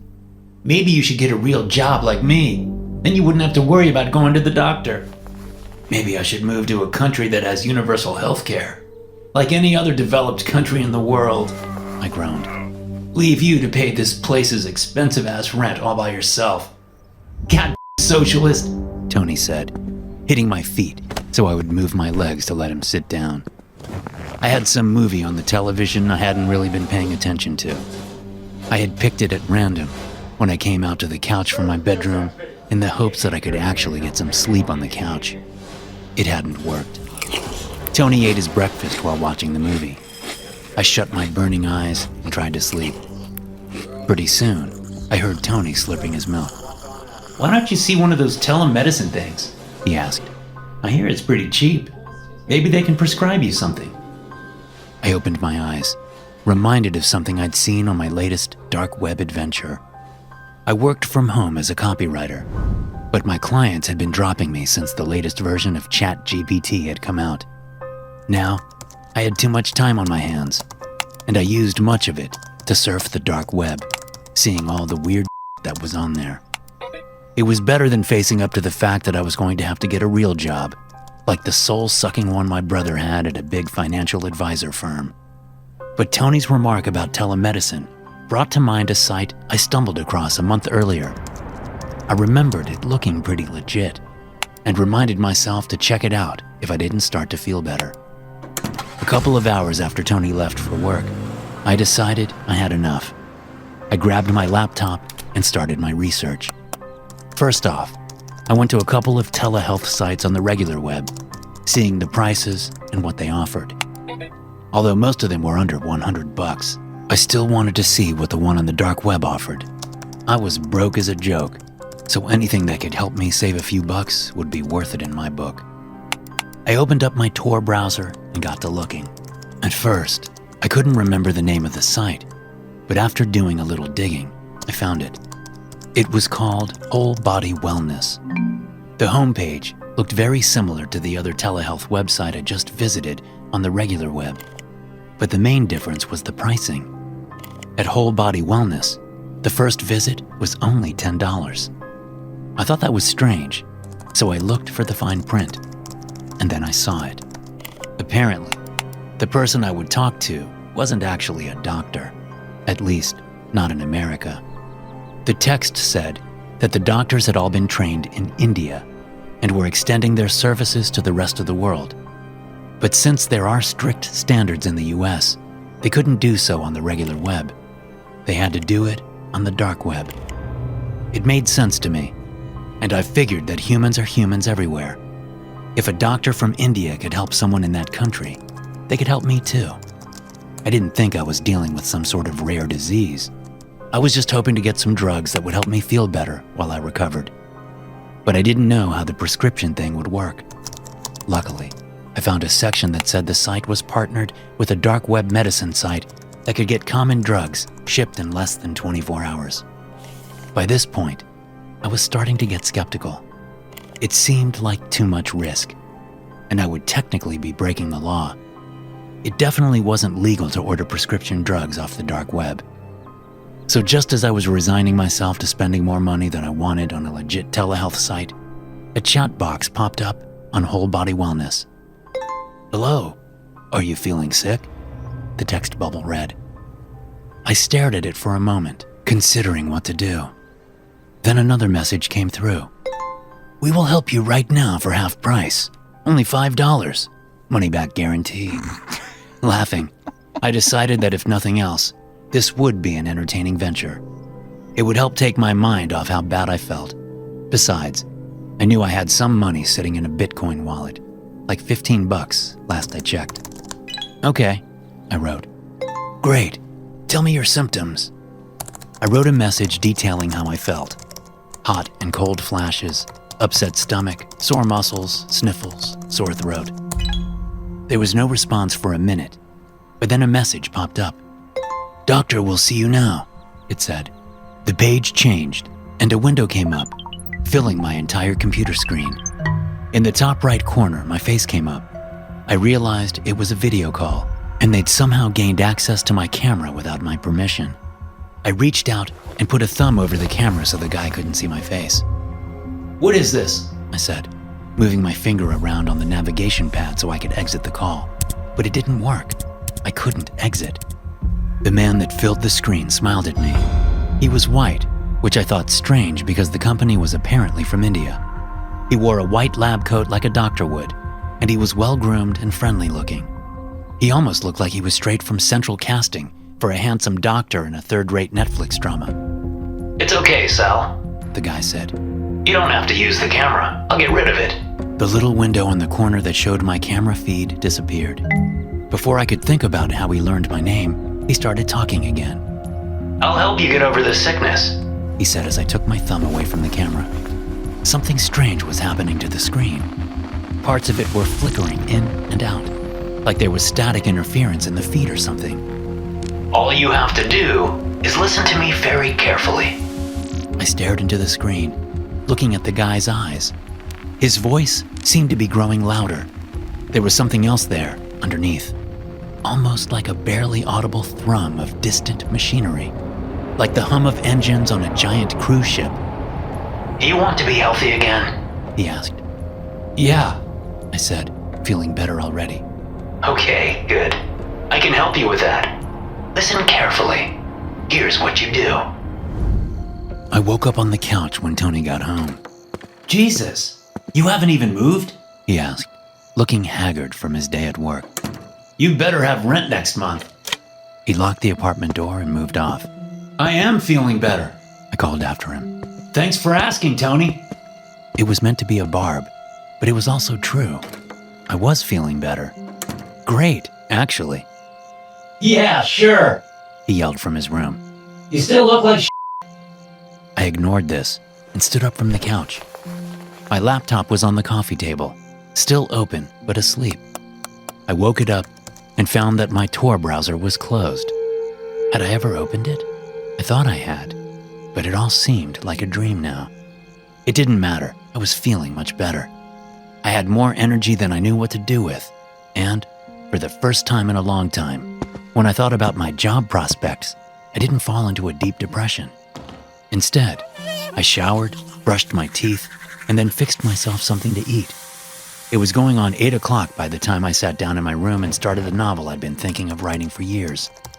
The words seemed to flow, as if they had been building up behind a wall in my mind, waiting for release. My fingers flew across the keyboard, and I knew without a doubt that what I was writing was pure gold. No mistakes, no inconsistencies. It was gold. I wrote until the early morning hours. When I finally started feeling worn out from the creative work, I got up to use the bathroom before heading to bed. When I stepped into the dark bathroom, I caught a glimpse of an unfamiliar man in the mirror. Jesus! I said, flipping on the lights. But there was no man, only me, looking surprisingly good for having been sick for several days. Still, my heart was thumping as I took a piss and brushed my teeth before bed. It struck me that the man I thought I'd seen in the mirror wasn't wholly unfamiliar. He looked like the dark web doctor from my dream. It was a dream, wasn't it? Dismissing it as a symptom of my earlier sickness, I left the bathroom and got into bed. As I snuggled down under the covers, I smiled at what I accomplished. The novel was going to be good, really good. I fell asleep soon after. But I didn't sleep for long. I didn't need to. Before Tony was up, I'd already gotten a few thousand words down. I stayed in my room writing until long after Tony left for work, and I only stopped to grab some food. I wrote with a feverish intensity, almost like I was on some kind of drug. The days passed like this. Paying rent took most of the rest of my money, but I wasn't worried about it. I felt like Bradley Cooper in that movie Limitless, only I didn't have to take any pills. I'd tapped into something that had been there all along, hiding inside me. Or so I thought. Tony grew worried about me. Every time he saw me, he said I looked terrible. But what I saw in the mirror was a man who looked better than ever. I thought he was just jealous that I'd found my purpose, and he still had to go into his shitty office job 5 days a week. Shortly after I'd written the first 5 chapters, I sent them to a few agents with a query letter. Weeks later, I started getting letters back, and it was just as I thought. These people were clamoring to represent me, provided, of course, the entire book was as good as the first chapters. I knew it was gold, or it would be gold when I finished it. When I told Tony that I was going to get a massive book deal, he just looked at me and asked if I was doing drugs. I laughed in his face and went back into my room. I only had a few chapters left to write. Then it would be on to the next novel, the sequel. It would be better than the first. But then something happened. My fingers were flying along, writing the first lines of the last chapter of the book, the most important chapter, and it was suddenly like I lost the ability to type. Squiggly red lines appeared under the words as my fingers lost their dexterity. The words that had come up so easily so far were now jumbled up inside my head. I couldn't find the right ones. Then I noticed my hands. They were thin and bony, looking like the hands of someone 3 times my age. My stomach suddenly felt empty and queasy. My eyelids felt scratchy, and a heavy fog rolled into my mind. I lurched up from my desk and hurried to the bathroom, not bothering to turn on the light as I fell to my knees in front of the toilet. I threw up what little there was in my stomach, coffee and stomach acid. When I was done retching, I stood up, wiping my mouth with the back of my hand. As I stepped over to the sink to rinse my mouth out, I cried out at the figure who greeted me. The light spilling in from my bedroom allowed me to see enough of the stranger for fear to course through my veins. He had sunken eyes surrounded by dark bags. He was hunched and skinny, his clothes shabby and unwashed. His hair was thin and disheveled, and his cheeks were so sunken there were deep shadows under his cheekbones. I stepped to the wall and flipped the light switch, splashing the stranger in light. What the f***? I cried, looking at myself in the mirror. What the? A man appeared in the mirror, to the right and slightly behind me. He was a white guy, friendly looking and handsome. He wore a white lab coat and had that doctor look about him. It was the dark web doctor from my dream. He put a hand on my shoulder in the mirror, but I felt nothing. When I turned and looked over my shoulder, there was no one there. I was alone in the bathroom. But when I looked back in the mirror, the man's perfect teeth gleamed at me. How are you feeling, Sal? He asked. I'm sick again, aren't I? This is a fever dream. The doctor shook his head. I'm afraid not, He said. It's very real. Which is good for you, actually. Very good. Now that I was looking into the man's eyes, I couldn't look away. I felt a little better now that the doctor was in the house. I don't feel all that great, I told him. I need to finish the book. But the words... I know, Sal, He said. I know. And I can help you with that. I can make you feel better. I can even make you look better. For real this time. I can help you finish the book. How would you like that? I nodded. I need to finish it. Okay, He said. Then here's what you need to do. Listen very carefully, Sal. This is important. And he told me what he wanted. He explained it to me as though I were a child. When he was done, I hesitated. The doctor shrugged. It's up to you, Sal. It's your choice. It has to be your choice. You know what will happen if you don't do it, right? I nodded. Tears spilled from my eyes as I told him I'd do it. I'd take the deal. 10 minutes later, I walked out of Tony's room, hands soaked in my brother's blood. He'd been sleeping when I slipped into his room, but he'd awoken when I plunged the knife into his chest. The look on his face, the betrayal. As I washed my hands in the sink, I felt good again. I felt the energy come back into me. And I felt the words waiting in my mind again, waiting to come out. I was so excited to finish the book, I didn't do a very good job of washing my hands. And as I sat down at my computer and started tapping away at the keyboard, I left bits of my brother's blood on the keys. When I got to the end of the book, I still felt like I was on a roll. So I opened a new document and immediately got started on the next novel. Or I tried to. The words wouldn't come again, and I heard the doctor's voice in my ear. Oh, Sal, He said. The deal was only for one book. You'll have to give me someone else for the next one. I stared down at my blood-stained keyboard for a moment. Then I asked, Who? As the end of my junior year of college approached, I was determined to spend this summer driving around the US, meeting and talking to people, and just having fun. I found out last summer that staying in hotels and Airbnbs got expensive really quickly. I had to abort my grand plans to slink home and get a menial job until school started again. But not this year, not if I could help it. So with the promise of summer alive and trees heavy with foliage, and in the warm spring air that made every classroom a dreary daydream, I decided to get really creative. I wouldn't allow a lack of funds to cut my summer travels short again. So in my desperation, and for the first time in my life, I turned to the dark web. I wanted to see if there was something like a cheaper version of Airbnb out there. And I soon figured out that there were several sites like that on the internet's dark underbelly. As I looked through them, I felt as though I struck a gold mine. Not only could I stay in places much cheaper, but as an aspiring author, I could write a book on the dark web and my travels. Of course, I wasn't dumb enough to think I wouldn't be putting myself in danger, but I wasn't too worried about it. I was confident I could handle myself, and I took some basic precautions to ensure I wasn't getting ripped off. But I've never been more wrong about anything in my life. I wasn't ready for what awaited me. I couldn't handle myself after what I experienced. But before I started my trip, you couldn't have convinced me that something so insane would happen. Not to me. So when school let out early at the end of May, I loaded up my car and hit the road. The first place I booked was creepy as hell. It was a property on the outskirts of a small Appalachian town, and the host was a guy named Reginald.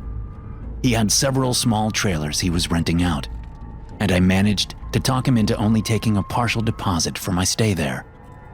But when I showed up at the place, after dark, I might add, Reginald was nowhere to be found.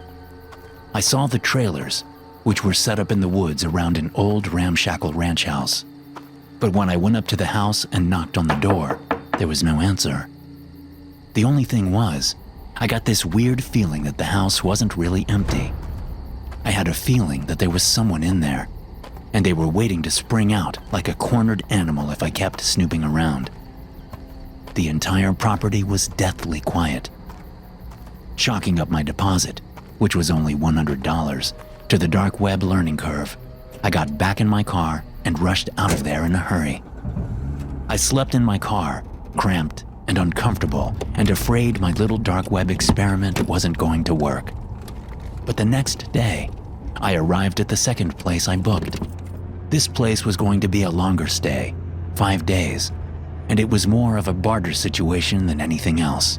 I booked it for 5 days because it seemed like a legit prospect.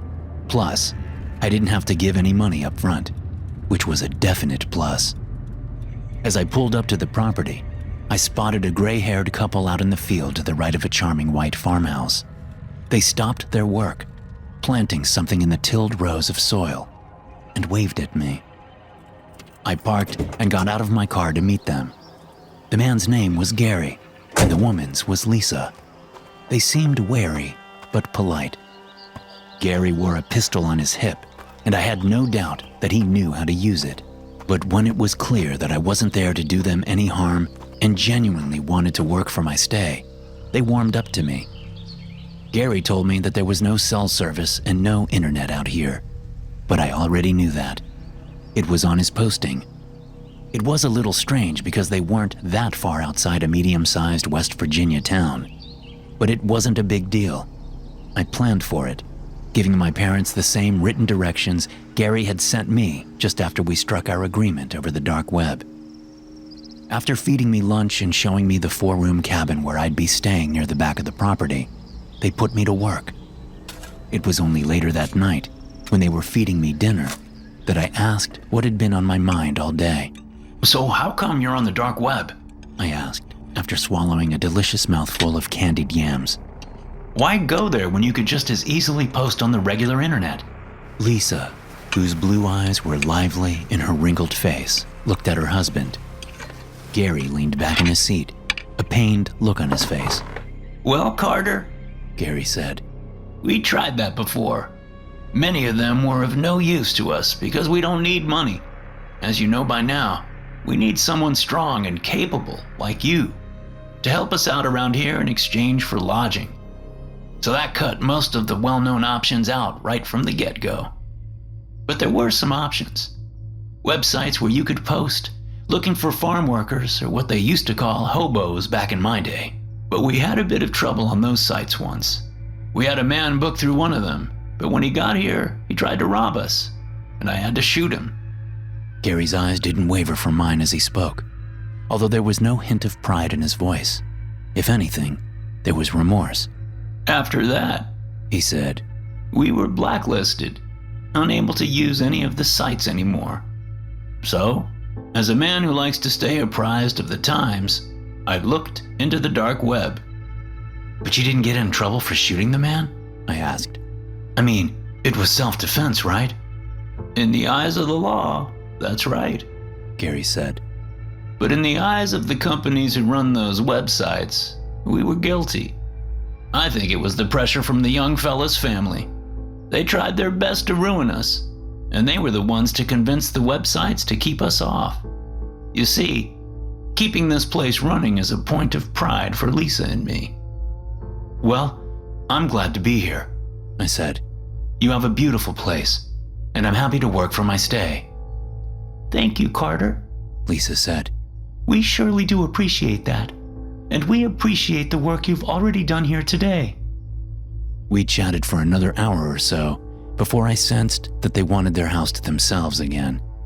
I excused myself, agreeing to be up early to help out with the chores again, and headed down the narrow trail that ran through the woods, separating their farmhouse from the small cabin I was staying in. As I walked, I thought about my experience last night at Reginald's place. There was something not quite right about that property. I was glad I had listened to my gut and got out of there. And now that I was here and had gotten to know Gary and Lisa a little bit, my instincts told me it would be a pleasant, if exhausting, stay. That was okay. I never minded a little hard work. It was half the fun. Besides, I had more energy than I did money. When the old couple had shown me the cabin earlier, I brought my bags down. They were just where I'd left them. But as I got to exploring the cabin a little more, I started noticing some odd things. Things I hadn't noticed earlier in the swift tour the pair had given me. All the windows and doors seemed to be newer than the rest of the structure. They all had locks that were shiny and thick. The window locks were all engaged. I tried to unlock one, but it was stuck. I couldn't get it to disengage to allow me to open the window. Not that it was cool enough outside to warrant it.